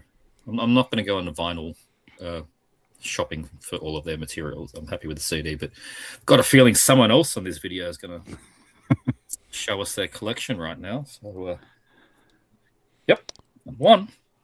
Let's see what you got. Yep. Who would have guessed? I bought the record. I've actually got a second version of this record coming in the mail as well because I'm a fanboy. This is the pulverized Morbid Wrath, like proper version of it. But Dementia, like the Czech label, put out a fancy pants, tri gatefold, exactly the bloody same. I don't know why I ordered that. Oh, I don't know why I bought this one. Still the truth. Yeah, I still don't get sucked in by picture discs or tapes, fuck of that. But yeah, this friggin' winner. So yeah, as everyone said, there's plenty fun stuff going on with it. I will point out that the intro, The Arrival, reminds me very much of an old Aussie death metal band Necrotomy. It sounds very similar to their intro to the Erectic Awakening, which is one of my favorite demos. And I wouldn't be surprised if it's in Daryl's collection somewhere. And interestingly, I haven't noticed any crematory riffs that they've borrowed on this one. A lot of the previous ones, if you listen to the old Swedish death metal band Crematory, not the German one, they tend to borrow their riffs pretty regularly, or pay tribute to them is probably a nicer way of putting it. Honestly, for me, the second side I think is a little stronger for some reason. I don't know why. Like and Hella Oda Motorium, the Adepts, the first song on the second side's probably my favorite. Doom riff to mega thumping riff, so bloody good. As I said in my review of this, I was curious how Phil Toukas would go on this because he's a flashy guitarist, especially in something like Worm, which I noticed hasn't been on many people's lists. It can get a little much at times. Like it seems to work fine in Cathelist, his other band. Possibly because he writes that. I don't think he would have written this. He probably came in later on this. I mean, this was recorded in like 2019, so I don't know how long we're going to have to wait for the next album. Hopefully not as long. But yeah, he really does work great, especially on the one Simon mentioned, Through the Barren Halls of Grieving Emptiness. I don't know, it's not too much. And yeah, the last song, The Whispering Cathedrals, another corker as well. So yeah, really nice subtle use of keyboards as well, like the old school early 90s kind of way of not ridiculous, none of this nocturneness sort of stuff, but just subtle atmosphere building. And that's what this has, just lots of atmosphere. So yeah, I mean, I did a whole video on these guys, so this is a reasonable guarantee of being up there. I still don't think it's quite as great as The Sleep of Morbid Dreams, the last album. Oh, that album's great. I love the mid-range in his voice too on that album. Yeah. That one, I don't know, that one's just slightly better, I think. And I mean, that's why if you watch my top 30 US death metal albums, it was about the only recent one that was in the top 10. So yeah, that album's just something special about it. But this one, there's plenty special about this as well. I'm loving it. It's killer album. I wouldn't be surprised if that remains number one. Yeah. There's we still have some months yet. They'll fly by, but you never know. You never know. Logan. All right, number one. And I mean, this band basically cheated when creating this album to capture my attention. And basically, I'm still wrapped up in the hype of this release and how it was dropped and just how dramatically it appeared into the metal zeitgeist back in March. Neurosis, An Undying Love for a Burning World. I mean, this is a impressive testament to, the remaining members of Neurosis. phenomenal way of just dropping it out of the blue. Like one day I was fine. I didn't think there was ever going to be a new Neurosis album. It was okay. I was sad about it. And then the next day there was a new Neurosis album. And not only, was it Neurosis, but it had Aaron Turner of ISIS on it, which if you had told me back in the day that there would be an album with Aaron Turner, on it, I would flip my shit for sure. That would be just, pinch me. And honestly, I still might be dreaming just, talking about it. Like, that's the two powerhouses of post-metal, one of my favorite kind of genre styles back in the day. And so I was absolutely sold. As I said, I'm still potentially too hyped up on just how this was released and the fact that it feels like they're back in just such a renewed and excited way. I love this thing. It's their best album since Eye of Every Storm, and to me sonically it sounds like they're synthesizing Souls at Zero with that album. Like, it has this experimentation and will to add industrial and other elements and stuff into it, like Souls at Zero, and a desire to be more chaotic, kind of like that album, but also while being very spaced out. And a lot of post-rock elements creep in here too that make me think of Eye of Every Storm. So it's just a great balance of two of their best eras, and they kind of kill it. And the inclusion of Aaron Turner absolutely is, just a match to this band and to their creativity. I mean, they sounded kind of tired and lethargic on their previous couple albums, but here they're reinvigorated, and I just love how this album flows. Like, it kind of punches you in the teeth with the opening punch of We Are Torn Wide Open into Mirror Deep, and then it kind of slowly evolves as it goes along before kind of fading out with its two most beautiful and post-rock oriented tracks, In the Waiting Hours and Last Light. So absolutely impressed by this album. I will say, I don't think this is album of the year material. Like, I know there's something out there that is probably better than this, and I'm still pretty hyped up on the fact that there's a new Neurosis album in 2026. Sure, a lot of people are. Yeah. Mm-hmm. So I'm still looking for that true top album of 2026. I guess this is not. Maybe it's that. I was the only one of the five tonight not to show the new Funebrarum, so I messed up. Sorry, guys. Yeah. Slack. But I'm just really glad that Dave's singing on that. Like, the bass player, because his roars are just massive. That helps too, though. The vocal range is back with this band. It's not just Scott and Steve, thank you. Yes. So number one for now, Neurosis, An Undying Love for a Burning World. You gotta leave a while. Go ahead. Got to do that one a bit more often. I'm gonna listen to it more, I think. It's a long album. That's the thing. It's like an hour and 8 minutes, and the two closing tracks are like 25 minutes together. So you got to carve out some time, I think. And but every single song has its like big moment that makes it worth it to me. Got to leave a little room in your list for that new Sleep album when it hits, huh? the Matt Pikeless Sleep. I can't wait. Imagine less riffs, Marty. It's just bass. Yeah. God. Yeah. Sun record then. All right, Alan, you're number one. I do have to clear up a couple of things with Logan. So, all right, so that's number one for now, but you figure it won't stay. So you're saying that it's an undying love for a burning world, but love is not enough? Someone's been paying attention. That's exactly what I'm saying. Yep. I also have to ask, Logan, Chemist not mentioned on your list tonight or in your honorable mentions? I don't own it. I don't have it yet. Okay. So that's it kind of got disqualified. I'm going to mention it at the very end because there's a couple albums that I haven't picked up yet that should be on here, but I don't own it, and I wanted. Fair enough. I forgot you. Doesn't mean it doesn't exist. I still it doesn't exist on his list. Waving physical stuff, and I don't. The phone thing. Let me. If we didn't do the phone thing, I would have had 5 things to show tonight, or I would have been pulling You're out my right, fucking yeah. Angus McSix CD. Like, hey Print it off, everybody, print You it off. should have done number that. 5. Here's some Halloween from last year. Yep. Yeah, that would have been. That's how this works.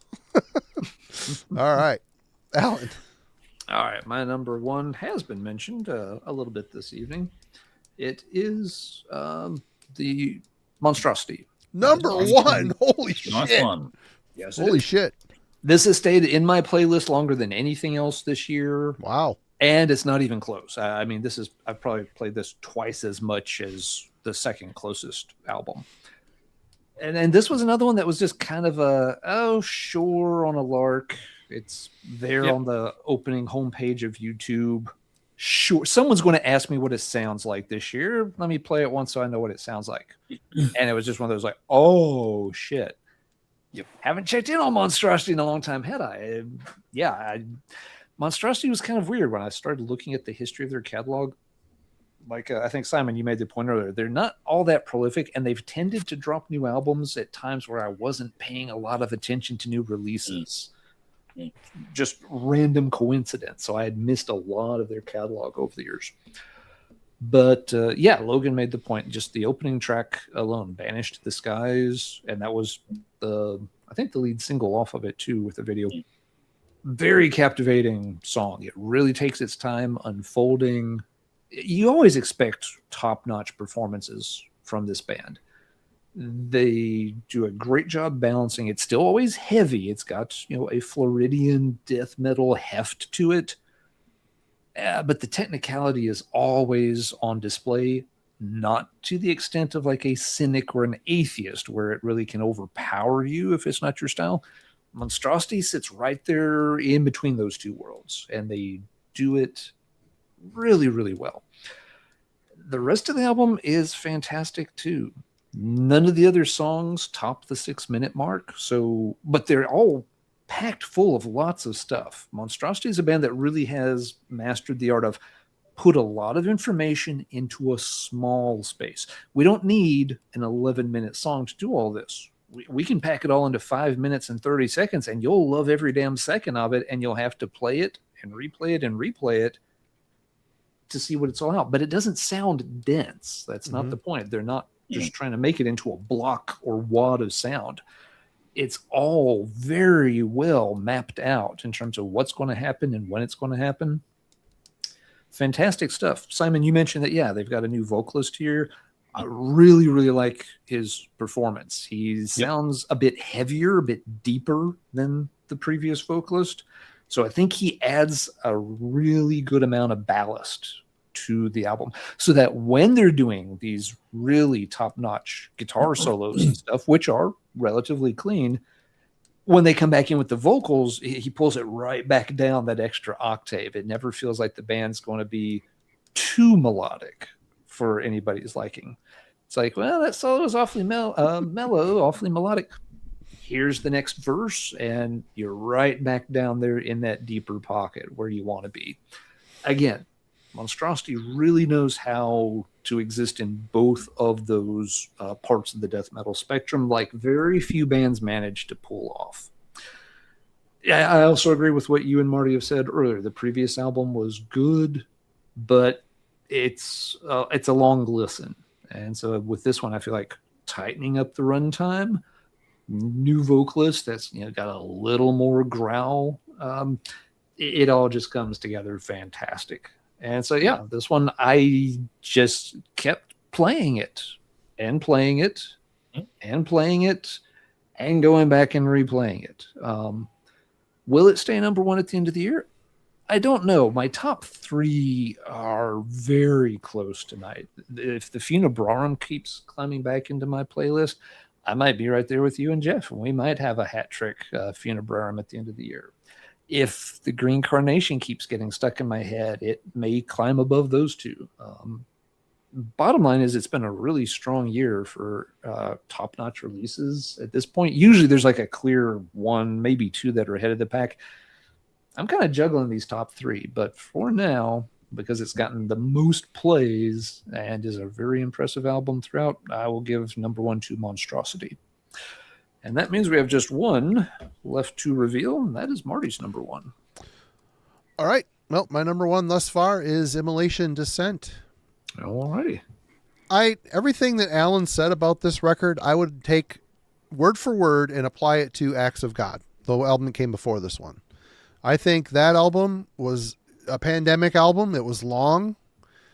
It was too long. It was still good. It's Immolation 101, but it just, the songs, they had a sameness to every one of them. This album, to me, sounds like the proper follow-up to Atonement. I loved that record. I thought Atonement took the Immolation formula and they spiced it up a bit. They took some chances. They wrote more simplistic songs with weird twists in them.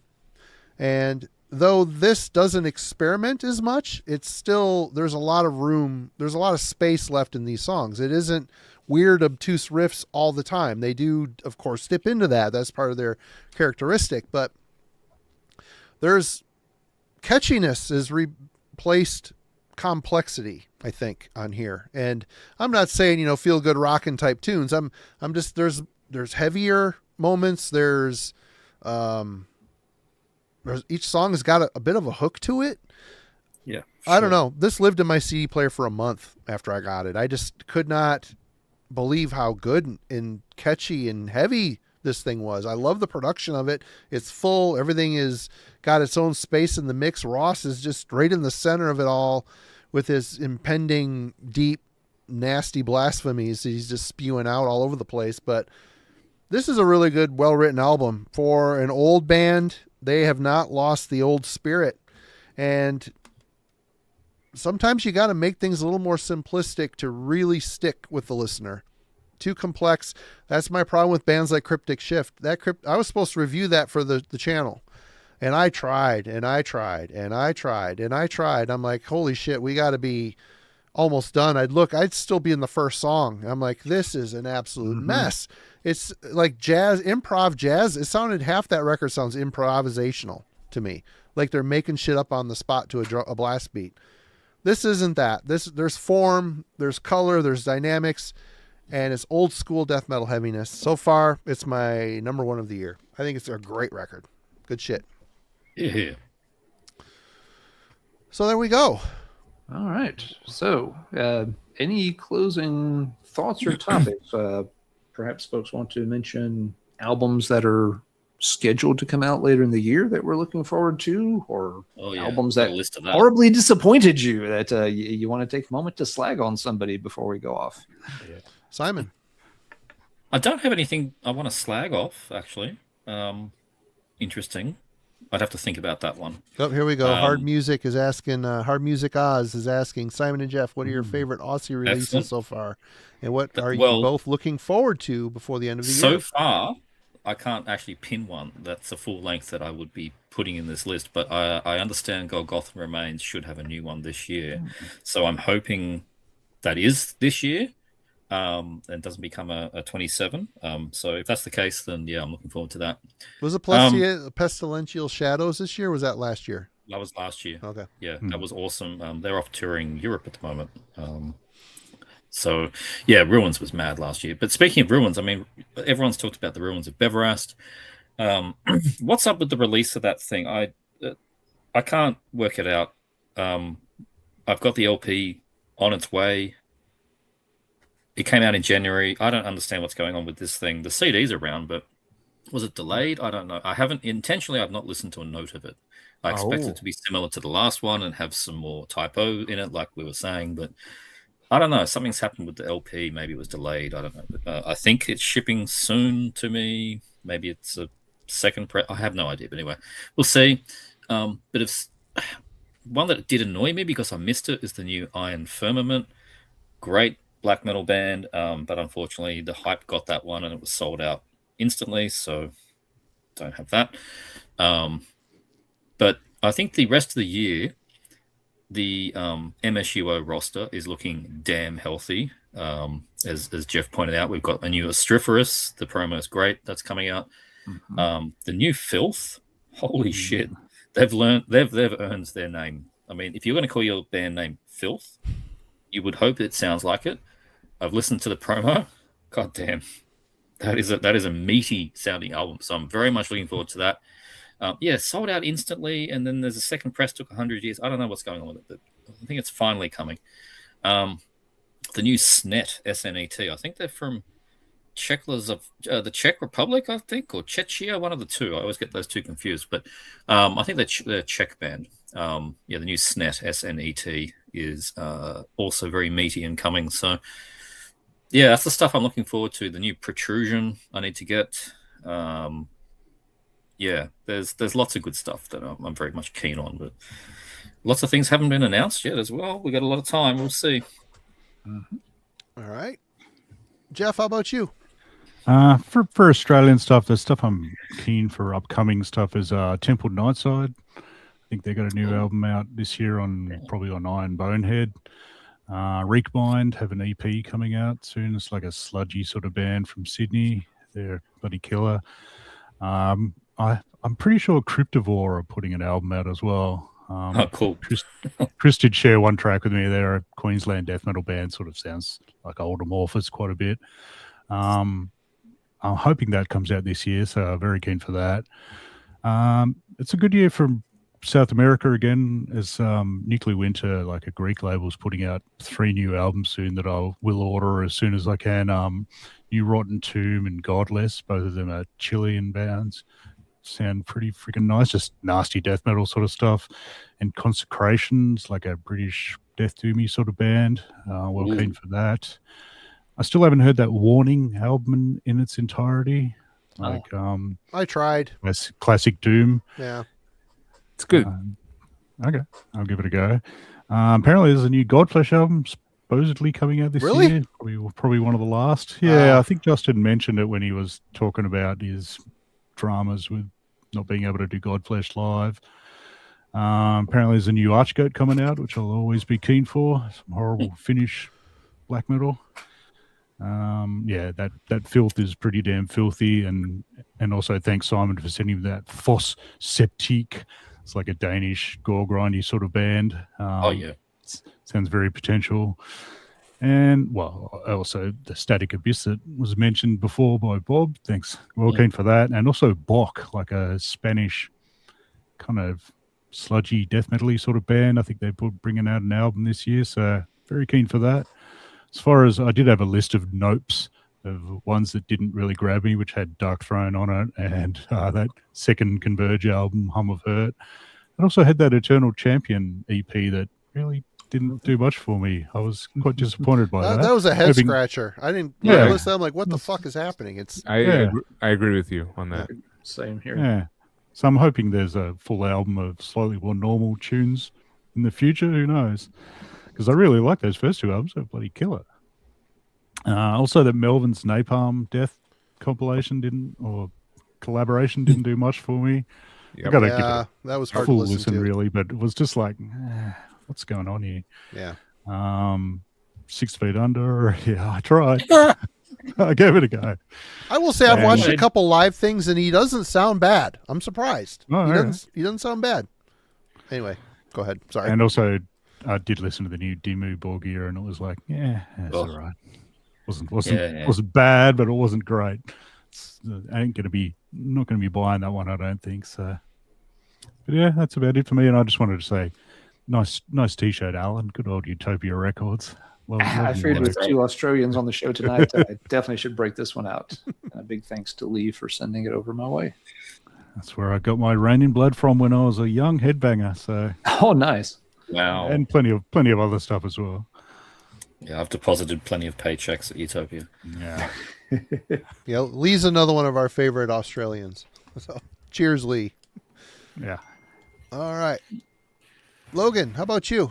All right. I guess for ones I'll quickly just say I was disappointed in a little bit. Nothing like super major. No like absolutely shitting the bed moments this year so far. But I'll say the latest Temple of Void album I was kind of let down by. Out of Michigan, I've been a fan of basically every single one of their albums. And on this one, which I believe is album number 5, The Crawl, it just didn't do it didn't do anything for me. It felt like kind of a hodgepodge of ideas without songs that really stuck. They were trying to explore a bit more of like post-punk territories at times and like heavy metal melodicism too. And yeah, nothing was really that memorable about it. And then Yeah, I thought it was a bit gothy sounding. yeah, It was odd. I was quite surprised. it just didn't feel it didn't feel right. I don't know. And I liked the last one that they did, the Conquering the Slayer or whatever. I was a big fan. Their Relapse debut. I thought that one worked great, but this one it just didn't do it for me. And I was bummed. So the other one, Spirit Adrift, I mean that band has kind of perpetually been a little bit of a bummer for me, where I feel like I should like them better and I don't know what I'm missing, but this is their last one. This is their swan song. They should go out with a bang, but it didn't do it for me. Felt like more of a flop, kind of, you know. Still good songs. That's kind of harsh. I'm sorry, guys. Still good. Still good. Yeah, let me save myself. Do better, dummies. I know what you mean, Logan. Yeah. The album feels a little lifeless. Yeah. And not in the good way of like a warning. It's just like there's just no energy there. Thank you for saving me there, Alan. I know. What you said was completely fine. It just cracked me up a bit. And then for what I'm looking forward to, Simon already mentioned the new Snet album. That previous one was awesome. So I was looking forward to seeing what they do. Ninth Realm on, I think, Transcending Obscurity. They've got Damnation's Veil coming out in August. Psy has a new one coming out in September. Looking forward to that. And then Cult of Luna, going back to the post-metal stuff. It's a post-metal year, apparently. They've got something coming out in November. So wrapping up the year in good standing. Right on. All right, Alan. Let's see. I will skip albums that have disappointed me. There have been some, but I'm not going to dwell on that for now. Handful of things that are scheduled to come out that I'm looking forward to. Already mentioned Green Carnation's Dark Poem Part 3. That will be cool to hear. Sellsword has an album with a scheduled release date, and they have been releasing a couple of singles leading up to it. Yeah. The English band? The English epic metal band. I kind of like them. Huh. They are pretty cool. They are a little bit of a one-trick pony, but they do it really well. So yes, if you want some cool epic metal, strong vocals, strong guitars, Sellsword. I don't know the release date off the top of my head, but they just dropped another single off of it earlier today. So it's been quite a while. It'll be cool to see what they do with the new album. We have, as Logan just mentioned, a new Psy album comes out. They're on letter G in the never-ending SIGH title cycle. So we're back to G. I always enjoy checking out Psy's stuff. Let's see. I think next month we have the second album from North Sea Echoes coming out on Metal Blade. But if folks aren't familiar, this is not quite a metal project, but it features two very prominent figures in the heavy metal universe. This is Jim Matheos and Ray Alders post Fate's Warning project. And it's quite good. They lean a little more electronic. It's not electronic music, but they're incorporating some more electronic elements than you would have heard in Fate's Warning, say. Very, very promising. I'm liking that one a lot. And probably my biggest one besides Psy, Camelot also has a new album coming out, I think, in late August. This is the long-running Florida band that plays kind of a gothic-infused style of European power metal. They're a long-time favorite band of mine, so really looking forward. They've released one single so far. It sounds like classic Camelot. So hopefully the album will hold up. Their last album was the best one they had done in a long time. So I'm hoping there's no big drop off here. We will see how they do. So that's a handful of things I'm looking forward to in the latter half of 2026. Marty, you got anything on the radar you're really excited about, or other points you'd like to make? I mentioned ragged on him a little bit earlier. King Diamond. I'm curious to hear a new King Diamond record. Am I going to be disappointed with it? Probably. So but still, it'd be interesting to hear something new from him. We just dropped a review today that Ben did for the new Emptiness album. Wow, that thing sounds really cool, really weird, but kind of like Blue Dust Nord in a way. They've kind of returned more metal. I'm probably going to pick that one up. Just the harvesting clips for it, I was pretty impressed with it. Very moody and dark record. I checked out the first single that came out for the new Holder record, and yeah, it sounds really killer. I was very surprised. Their last album had some Eternicisms going on, especially on side 2, but yeah, I'm probably going to pick that one up. Listen today to the new Anthrax single. The first minute and a half of that song sounds like a black metal song. And so unexpected. So unexpected. And Joey sounds fantastic. I like the first song they released. And I've liked the last 2 Joey comeback records. So I'm going to be picking that up. As far as label stuff goes for Binary Recordings, Skagos has got a new album coming out. And we're also going to be reissuing the album Anarchic, which has never been put out on vinyl before from them. And my own band, The Glorious Dead, we're going to be putting out a 3-song single soonish. And our 3rd full-length album, Maggot Age, is in the finishing stages of reamping, mixing. Artwork's done by Mark Riddick. It's fantastic. It looks so killer. That's going to be coming out hopefully by fall, hopefully, if all goes well.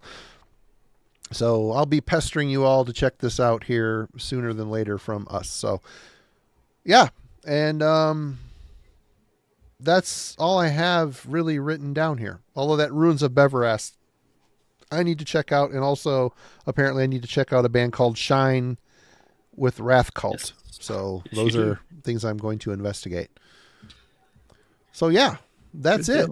Yeah, I want to say thanks to everybody in the chat. Folks have been talking about a lot of cool albums that I know some I haven't heard. I bookmarked several things. I hope I have time to check them out this weekend. And who knows, maybe they'll be on my end of year list thanks to y'all's recommendations. We shall see. Yep, we shall see. Yeah, guys, thank you so much for joining us. Simon, Logan, it's always fun to have you on the show. Geoff, we've been wanting to have you back for a while, so I was really glad you could make this one as well. Yes, absolutely. Thanks for the invite. Much appreciated. It's been fun. Go around the horn here real quick. Simon, what's going on in Explosive Action? I know you just dropped a video today. Indeed, yeah. I've been in the real rhythm the last sort of almost 6 months now. Weekly video just seems to be working. So yeah, big black metal one came out today. It turned out to be an hours long. I'm very sorry, but it's an hour of black metal. So if you like that, go check it out.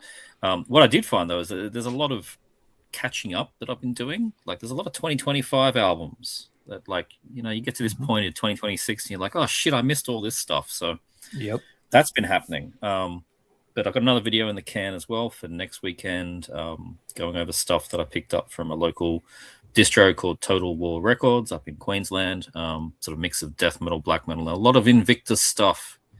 I know I'll be talking about at least one of the albums that I talked about here today. The Oraculum is on that video. And the new Transylvania is on that video. That album rules. So, yeah, that's coming up, and more videos pretty much every week. Keeping the momentum. How about you, Geoff? What's going on over at Mendicant Media? Yeah, I'm trying to do them weekly as well, just for the hell of it. Gives me something to do. So I'm not as organized as Simon. I got to record tomorrow's video not long after this, probably. But it's going to be a quicker sort of an unboxing sort of one. Other than that, yeah, just I do have to do I did a top 30 US death metal albums. I want to do a top something or other US death doom albums, because I did sort of remove those from the death metal list. So, and there's a lot of killer stuff. So it's like, oh yeah, that won't be a problem to do research for, and lots of listening. And I'm going to do not a ranking one, but a really good sort of reissue record label, just to kind of look at my collection of theirs, just for the hell of it, and a bit of a tribute to them. So we shall see. Nice. Right on. Logan? I got to get back into recording. Hopefully, I will be recording a video this weekend sometime. Not gonna announce anything quite yet, but there will be some action on the Metal and Beer Snob channel coming up. So Awesome. We let him out of the box every once in a while, do something on his own. Other than that, he's got a Wednesday album club with us and reviews, of course, and him and Rick, Dreadful Rick, in the chat doing the Sabbatherium Hour. So lots of fun new things to go. Alan, absolutely. let's talk metal. Yep. Let's see. This coming Tuesday, we are going to spend some time unearthing a forgotten 70s hard rock band. They're not metal, but they do start to fall in that proto-metal style a little bit. If you like things like the earliest Riot, Guy Speranza era Riot albums, I think you'll like this band. They only did a little bit of material, but the stuff they did is just jaw-droppingly good, and I want to give them a little bit of love. Tuesday. All right. Well, for this channel, next Wednesday is the album club. We're going to be talking about For Snow Covered the Northland from Ancient Wisdom. This was chosen by our Discord community, so we're going to do that. Like I said, a review video dropped today with Brain Smasher. Ben, he did the new Emptiness album. And tomorrow, I'm going to pull up a picture here of my stupid face. Not share screen. Image file. Uno momento. Poor favor. Oh, God. Technology. Here we go. Here we go. There it is. Tomorrow on the Discord server at 5 o'clock, I will be killing that. I will be doing the 4th episode of Radio Metallurgy. I do a little radio show. I've been doing it weekly since we've started, and it'll be a black metal themed show. I'll be going at 5 p.m. Eastern time in the Worm's Lair, which is a video channel on the Discord server. If you are not a member of the Discord server, go join. It's free. We're not hiding things behind a paywall. We're just doing things here that would be copyright struck here on the YouTube. So go check that out. I'll be there for about an hour and a half. We'll increase the time a half hour because people seem to want that. So we're going to see how that goes. Yep. But other than that, on Sunday night, make sure you go over, check out on the Shredbeard channel, Lee Shredbeard. I say they'll be doing their Metal Mayhem show as always. It's a fun time. 8 o'clock Sunday night start time. Absolutely go hang out with those folks as well. Absolutely. I'm glad you remembered that. I was going to pull a flyer up for it and I forgot to harvest it. So my bad. It's all good. Okay. That's it, everybody. Thanks so much for joining us. And we will see you next week. Lots of stuff going on. Metallurgy as always. And we love having you all around. So cheers. Have a great day. Good weekend. All that good stuff.